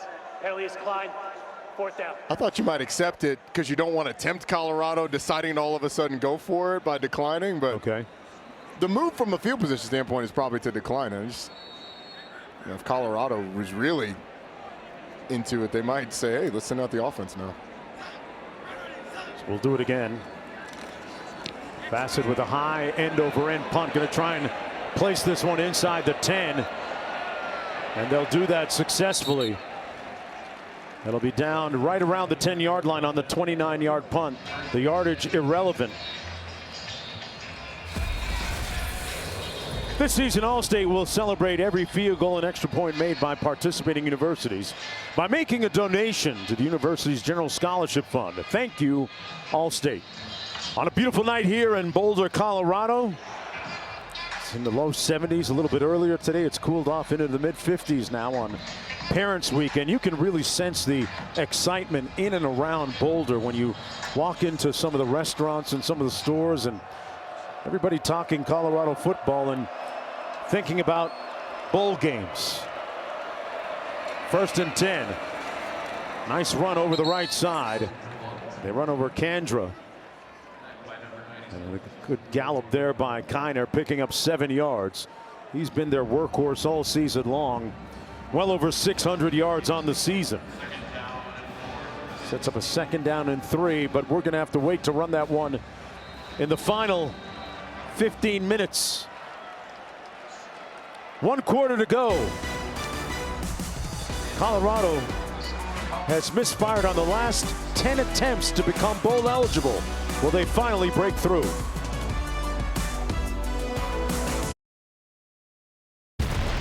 The way he changed Jackson State, we're going to do the same thing here.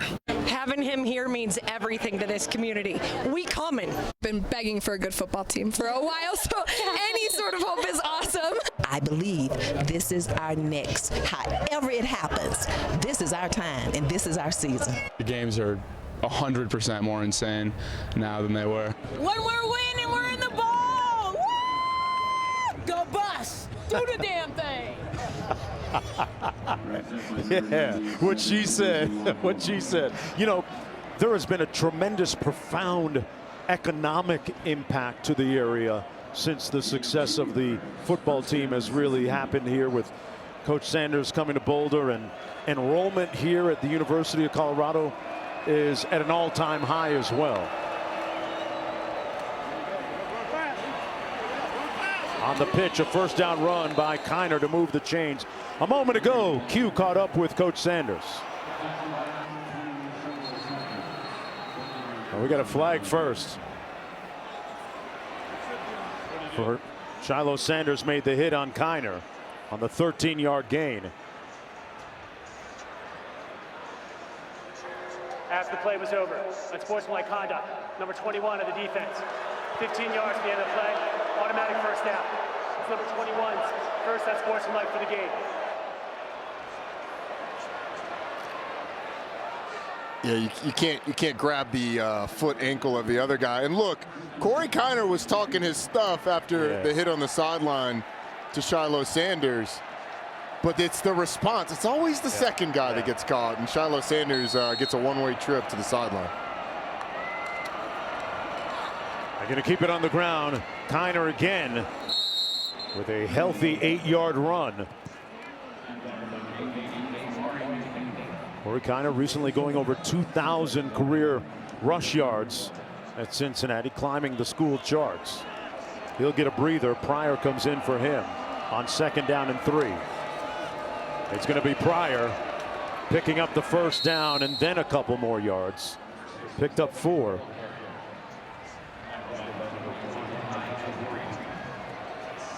Coach Sanders has told us on a couple of occasions that Shiloh is that challenging sibling, that challenging son that you have. Right? He's also told us that's his Paul, he says, biblically speaking. But he's the guy who sets the tone for this defense. Sometimes it boils over just a little bit, though. Pryor on the run, off tackle. Bentley making the stop.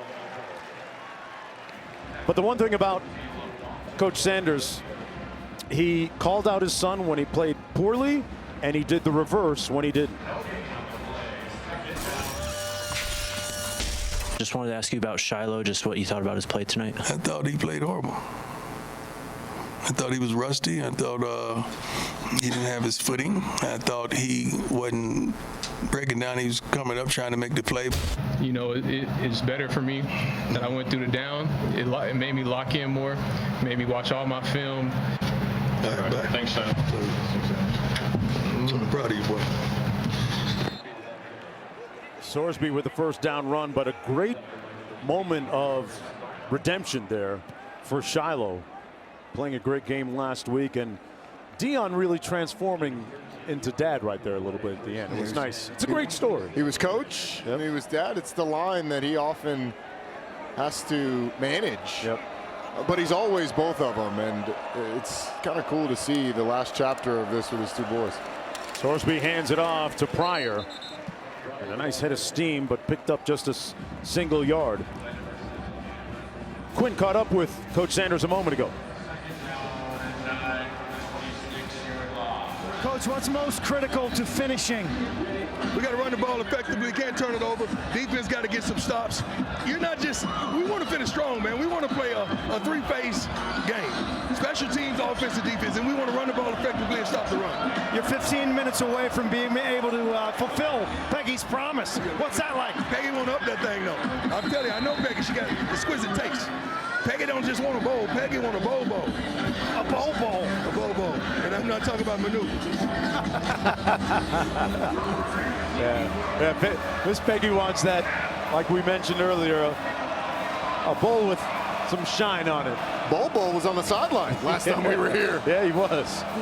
It's a big 3rd down here for Cincinnati. Certainly 4-down territory, down 17. 10th play of the drive for them, Roddy.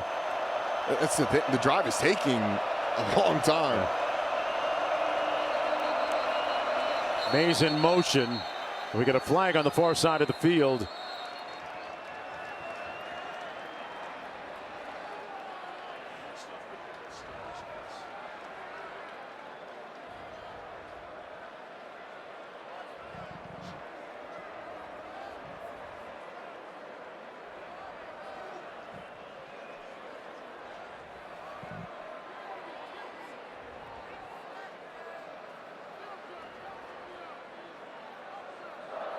False start. Offense, number 75. Personal foul. Unnecessary roughness, number 92 in the defense. Both those were dead balls. Happened separately. Both will be enforced. 5 yards back, then half the distance to goal. Automatic first down.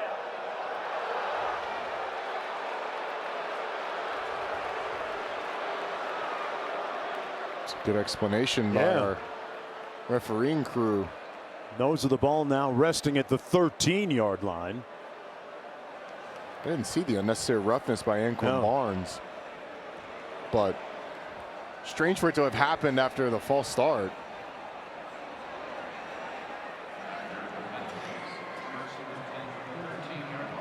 So 1st and 10 from the 13.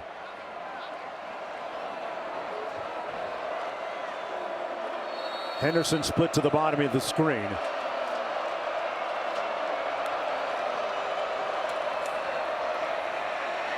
And it's going to be a run by Sorsby. Picked up about 2 on the play. Looked like for the first time, Xavier Henderson had some room in the end zone. Open. He was open. You saw that, huh? And it was an RPO. I wonder if there was someone in the face of Sorsby or between, sort of in the throwing lane, that would have prevented him from trying to hit Henderson down the field.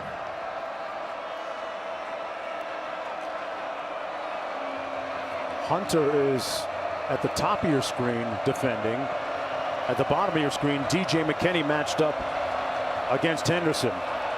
Sorsby fires into the end zone, knocked away by Preston Hodge. He has been an eraser tonight. He has had a heck of a ball game, and Robert Livingston said that he thought he might. Yep. I mean, this is a guy that was rumored to be going to Oregon at one point, but Oregon got him on a visit. Said, hey, he's listed at 6 foot. We think he's more like 5'10". I don't know. We're going to take him. Colorado said, come on, Preston Hodge. Yeah. He has been excellent in the nickel for him. 3rd and 8 coming up as a result. Where are the man beaters that we saw earlier in the game from the Cincinnati offense? Mays in motion. Sorsby dumps it out. Oh, what a hit. That was Silman Craig, came in like a missile and just drilled Kiner.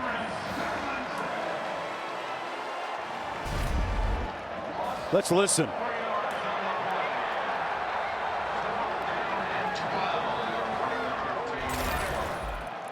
Sets up 4th down, and in comes the field goal unit. And to work Agent Hawks so hard for that drive, and it's going to end in a field goal attempt. Used up all that time on the clock too, partner. This one coming from 33 yards out. And Hawks knocks it through. It's now 10 of 14 on the season. 31-17. The Buffaloes up by 2 touchdowns when we come back to Boulder.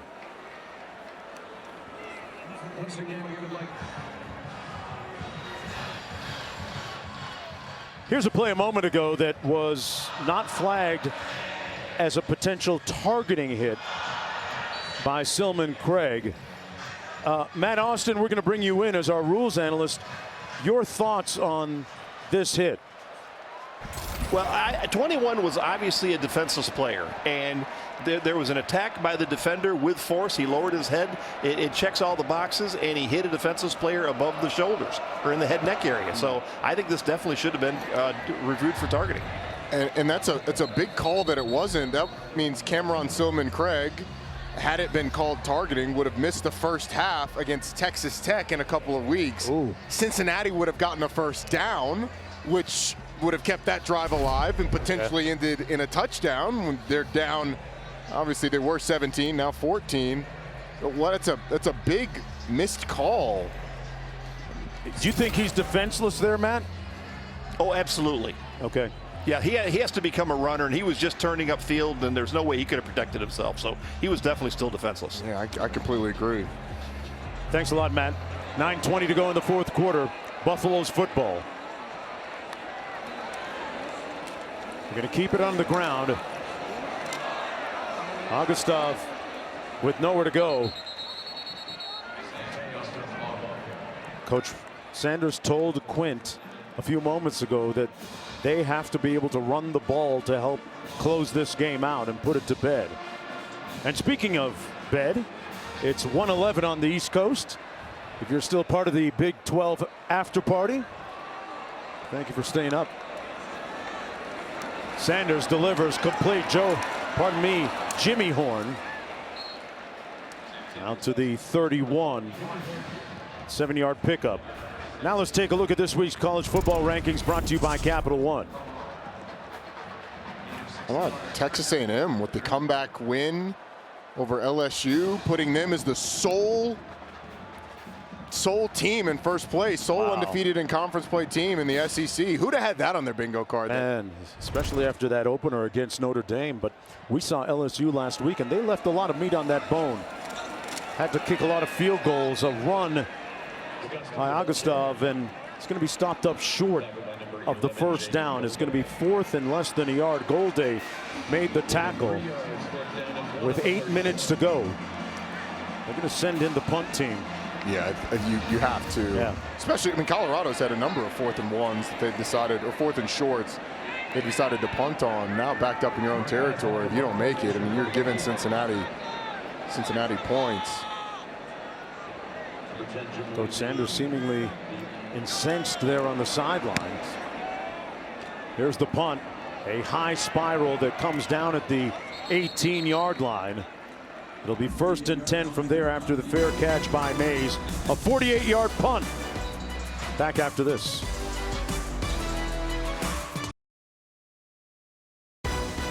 ESPN College Football is presented by IHG Hotels and Resorts. 19 hotel brands, 1 loyalty program. Download the app. And in part by Mercedes-Benz.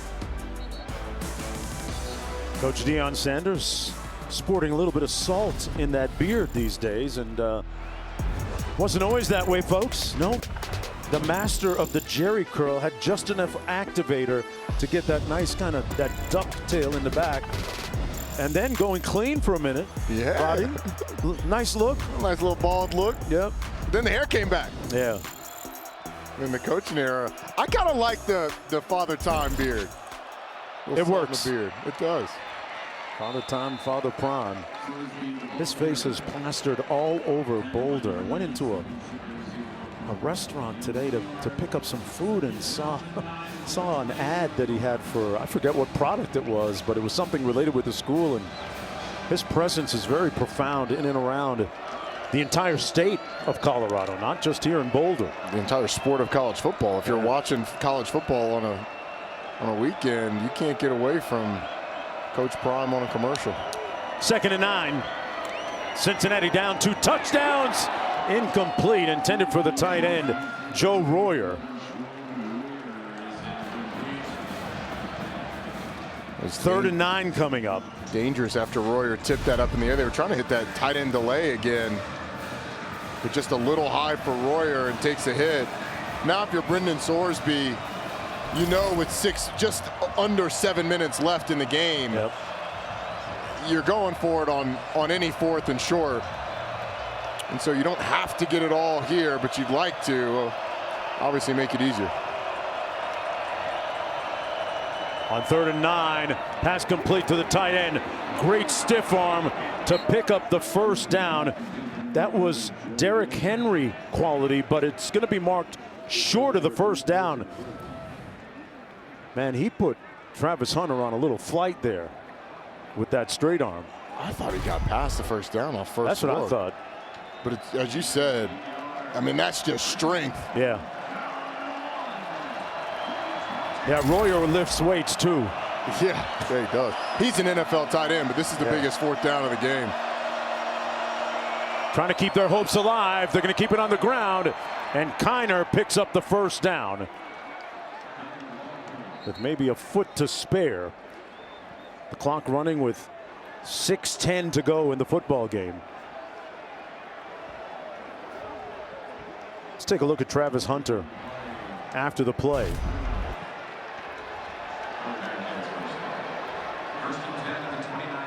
Yeah, I love that. That's competition right there. That is the essence of competition. That's on the 113th play of the game, too. 5:42 to go.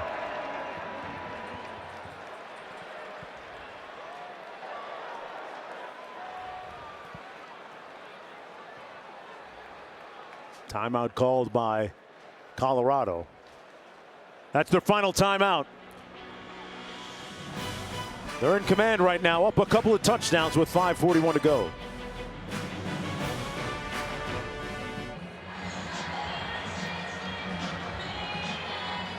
And welcome back to Boulder, Colorado. 5:41 to go. During the break, they reviewed the last call and checked the spot of the football. And they have placed it just beyond the 29-yard line. First down for Cincinnati. Colorado is out of timeouts. Cincinnati with its full complement of 3.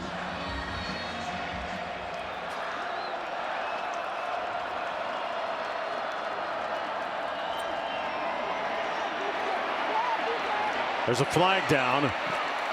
Sorsby being chased down, and man, that defensive front has really done a fantastic job over the last several games. B.J. Green with good pressure on Sorsby. Offense, number 74, 10-yard penalty, first down.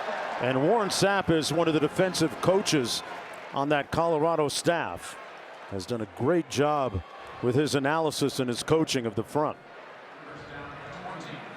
Along with Damian Lewis, former 10-year NFL vet as well. There's a look at Coach Sapp.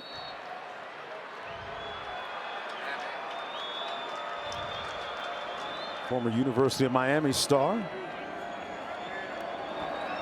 Tell you what, you listen to him and watch him in pregame, and he is the Bundini Brown of hype men amongst coaches. Pass complete at the 25-yard line. Johnson, who has a touchdown tonight, picks up the first down beyond the 43. A 23-yard pickup. Let's listen in on Coach Sapp pregame. Stop worried about reaching. Rip. That gets you through. Then you gonna do what you want with his ass. Hit it. There it is. I'm just thinking of yourself. You think it's just what you like. The production is over, fellas. Thank you.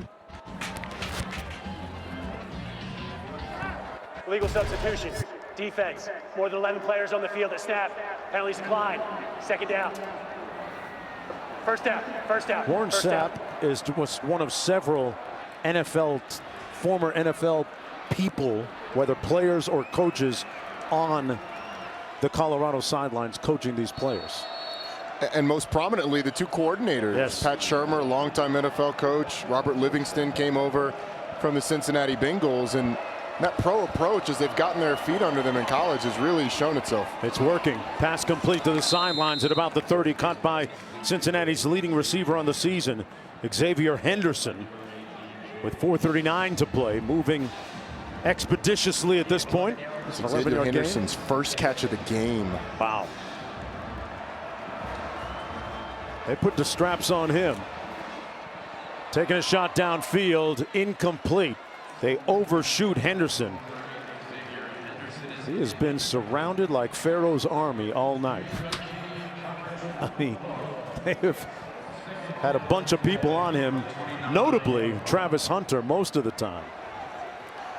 But DJ McKinney's done a really good job against them. Preston Hodge, and really the coverage in the secondary has prevented the big play. There's really been nothing downfield. It's been all underneath stuff. And the biggest thing that they're doing is, even though they're giving up yardage, they're eating up the clock. Big 12 contention on the line for both these teams. Downfield, incomplete. Preston Hodge again in on the breakup. The pass intended for Tony Johnson. It's going to set up a 3rd down and 10. You know, one thing that Preston Hodge has is an abundance of athletic talent. Number 24 for the Buffaloes. Amongst being a good player in the secondary, he has a black belt in karate as well. Great all-around athlete. Couple of picks on the season. 3rd and 10 for the Bearcats. Cincinnati playing this play without Tony Johnson and Xavier Henderson on the field. They hand it off to their leading rusher, Kiner. Turn the corner, leaps over the defender down to the 5. Shiloh Sanders came in for the hit, and Kiner played peekaboo. He went airborne here. It's a great call by Scott Satterfield, and Shiloh Sanders barely clips the leg. Pass, touchdown to the tight end, Royer. There's a flag, though, in the end zone. Let's see if this touchdown stands.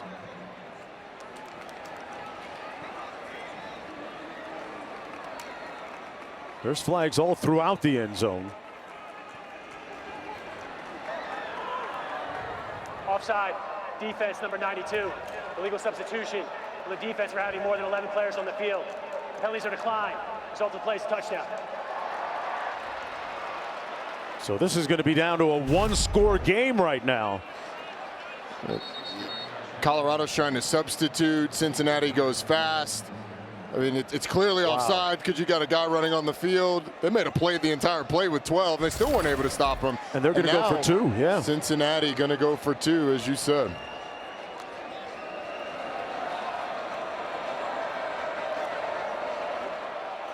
Got a funky lineup here. They snapped it to Sorsby. Rolling out, nowhere to throw. And they don't get it. Broken up by Preston Hodge again. And we got another flag down.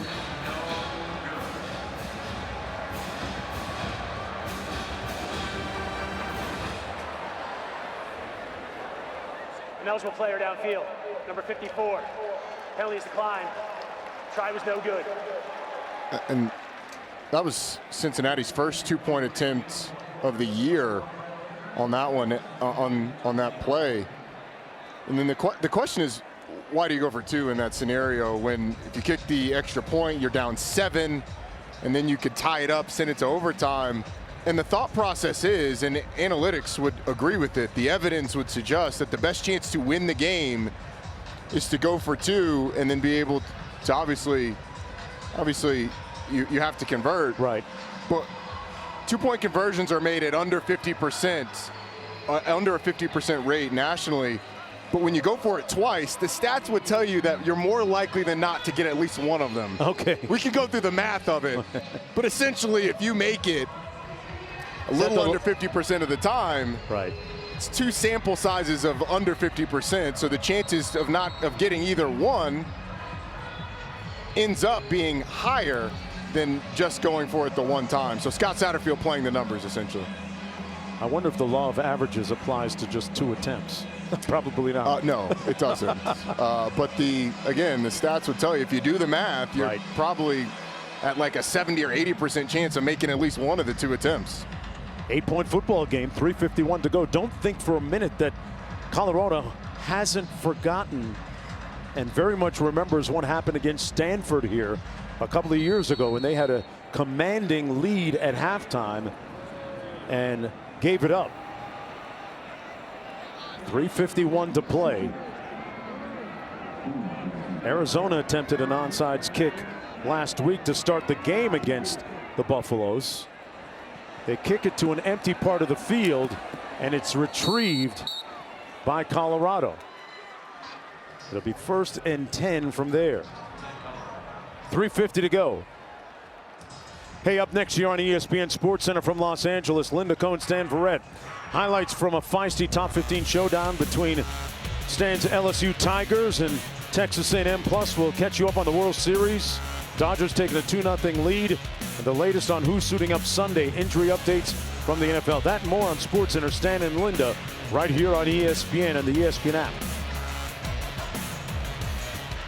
How about the Dodgers? 2-0. The Freddie Freeman home run is going to be something that when I'm 85 years old, if I'm still around, they're going to be replays of that on whatever holograms we have then. I still remember Kirk Gibson's homer to win it for LA. Downfield, up in the air, and it's caught despite the pass interference. Travis Hunter there on the other end to make the grab. And Hunter asking to come out of the ball game. Arnold defending on this play on an island. Pass interference. Defense. Number 8. Penalties applied. Had him around the neck. First down. Clock will start on my whistle. If we had 2 versions of pass interference, like a PI1, a PI2, that would be the PI2, where you get all your money's worth. Yeah. And then Travis Hunter, the concentration still makes the catch. Man, had him in a chokehold. 1st and 10. Sanders pulls complete. And another first down by Wester. So in 2 plays, they move it all the way down to the 44-yard line, and Hunter taking another snap.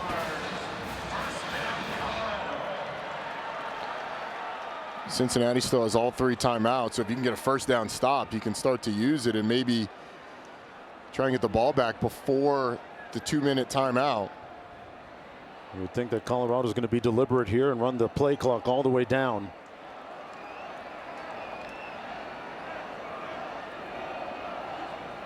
Travis Hunter tonight with 9 catches for 154 yards and a couple of touchdowns.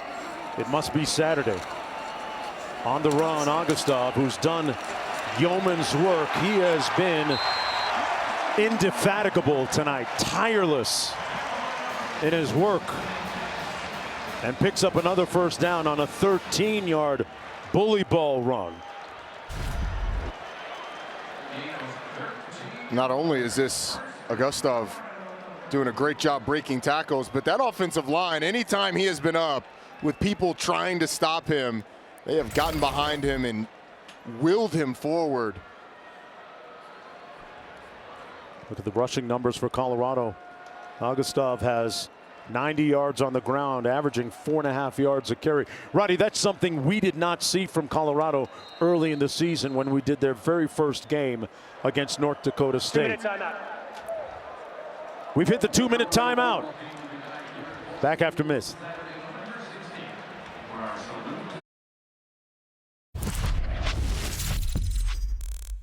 What Moments brought to you by Prudential. We're throwing, and Dion is doing sprints right in the middle. Who was? Dion. No way. He's sprinting. Yeah. He can run now? He still run? Yeah, now he's limping back. He's been standing over there. It's like he just got off the treadmill. Coach, I mean, he got a towel. The BC is straight NFL. In the NFL, they show up and just start coaching. Start coaching. He didn't talk to anybody. That was Coach Satterfield and his staff pregame, watching Coach Sanders run and saying that he's straight NFL. It's like his OC right there, Coach Shermer. And, you know, we've chronicled Coach Sanders' journey going back to his Jackson State time when he was going through the health issue with his foot and the procedures he subsequently had and the subsequent rehab. And he was pushing himself around on a scooter, and last year saw him walking, and now we're watching him run on the sidelines like the Cincinnati coaches were remarking a moment ago. And just like his progression, this team and offensive line is progressing. You could see him say, run the ball, get the first down. Augustov falling, tripped up by the 30-yard line on 2nd and 5. Second charge, time out of the half. Cincinnati. 30 seconds. I wonder if the right foot of Shador didn't get him. Is that what it was?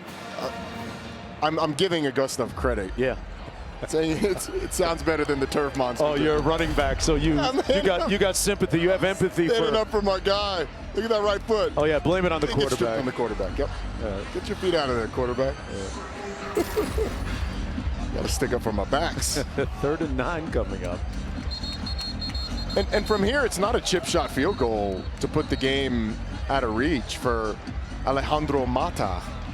So if you're able to stop Colorado here, you're Cincinnati, you're still in this thing. What are you thinking in terms of a play call? They've been very intentional about keeping it on the ground. But if I was a gambling man, I think Colorado puts the ball in Shador's hands. Okay. I think they let him throw the ball. Remember, that's what's on the line. With a win tonight, Colorado becomes bowl eligible for the first time since 2016. And not completely, but it would partially signal a major transformation. Sanders Off the fake, downfield, incomplete, no flag on the play, intended for Horn. Peak defending. And it's 4th down. In comes the field goal unit.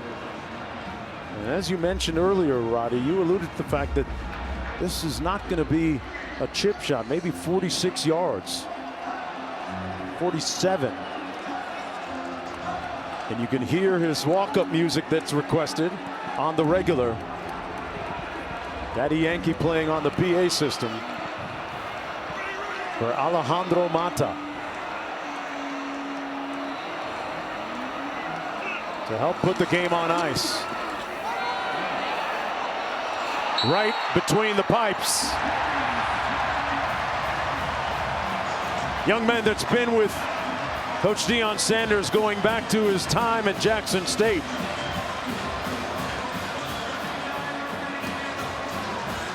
The Big 12 Special Teams Player of the Week on the JOB tonight. If it had been from 47.5, I don't know if it makes it, but it wasn't.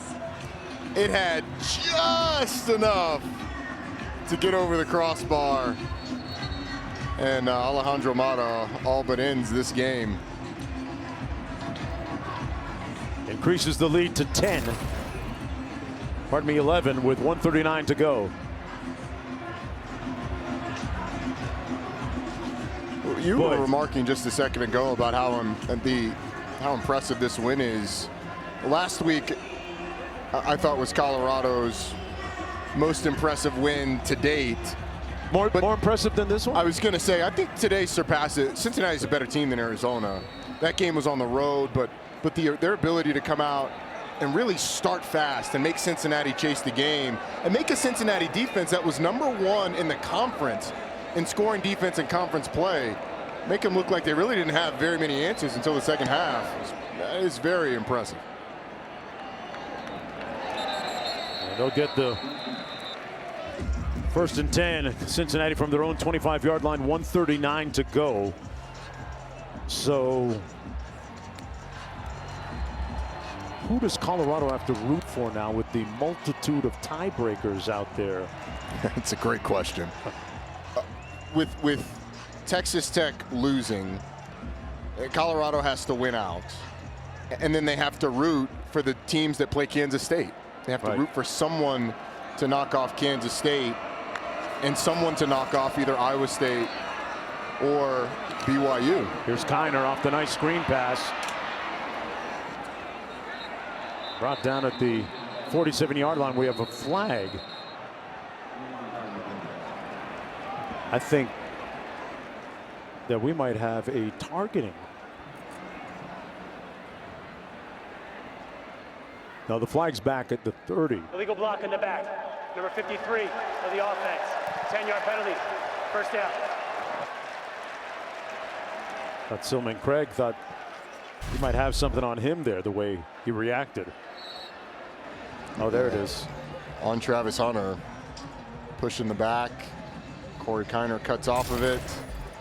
It would explain why Travis Hunter was so incensed after the play.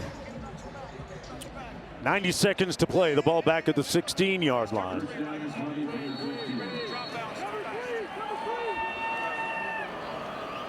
Kiner in the backfield. Pass complete underneath. Out to the 23. Silman Craig makes the tackle on Kiner. 2nd down coming up. Time out of the half. And the Bearcats burn their final time out of the half. As Colorado is on the verge of improving to 6-2.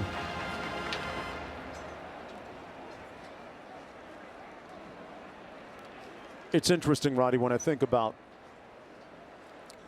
Colorado barring a major turnaround here, getting their 6th win, becoming bowl eligible. I think about that Nebraska game where they got dragged. If you're being honest, right? They got dragged. And for them to react the way they have in the wake of that, for their rush game to come around, for the defensive line to really start to play great football, speaks to the ability of the coaching staff to get these guys in the right spots. Yeah, we often feel like what a team is in week 2 is what they're going to be the entire season. there's no rule against improvement. There's no rule against progression.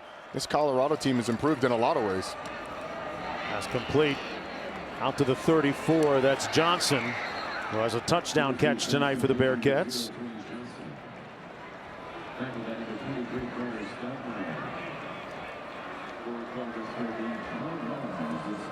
Third and 1. That pass incomplete. Boy, Travis Hunter just keeps playing, huh? 53 seconds to go. And they're up 11 in the game, and the guy is going out of his way to make Joe Royer's life miserable. Look at the length, though. That's what makes him elite on the defensive side. It's the ball skills and the length. 6'1", 185.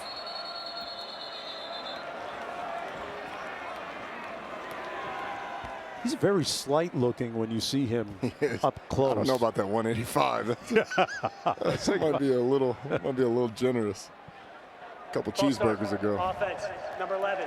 Not all players got set. 5-yard penalty. 4th down. And that,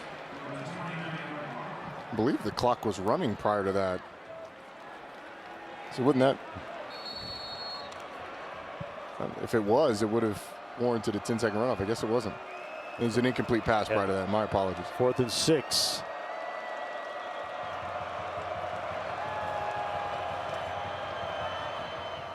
Pass incomplete.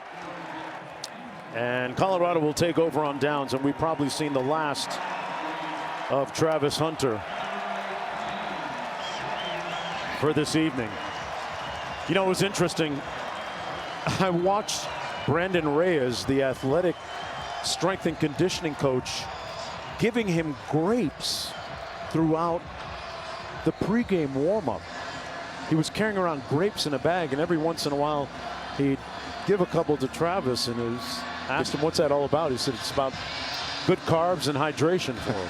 Did he have one of the palm fronds too to make sure that he was well ventilated? Hey, if they need somebody for that, then yeah. To keep him on the field, yeah. You are looking at the most unique player in college football right now. Travis Hunter getting a lift from his teammates. I think Colorado fans excited to see him back and healthy. This Colorado team is dangerous. They were able to run the ball more effectively today. The defense has come along. They didn't have the sack numbers that they had in the past. I mean, he's done enough today. Just let him get off the field. We'll carry him off. Call that man a cab. Travis Hunter, Colorado winning at 34-23 and getting their 6th win of the season. Folks, listen closely. The Colorado Buffaloes are eligible to go to a bowl game for the first time since 2016. Miss Peggy, the night belongs to you.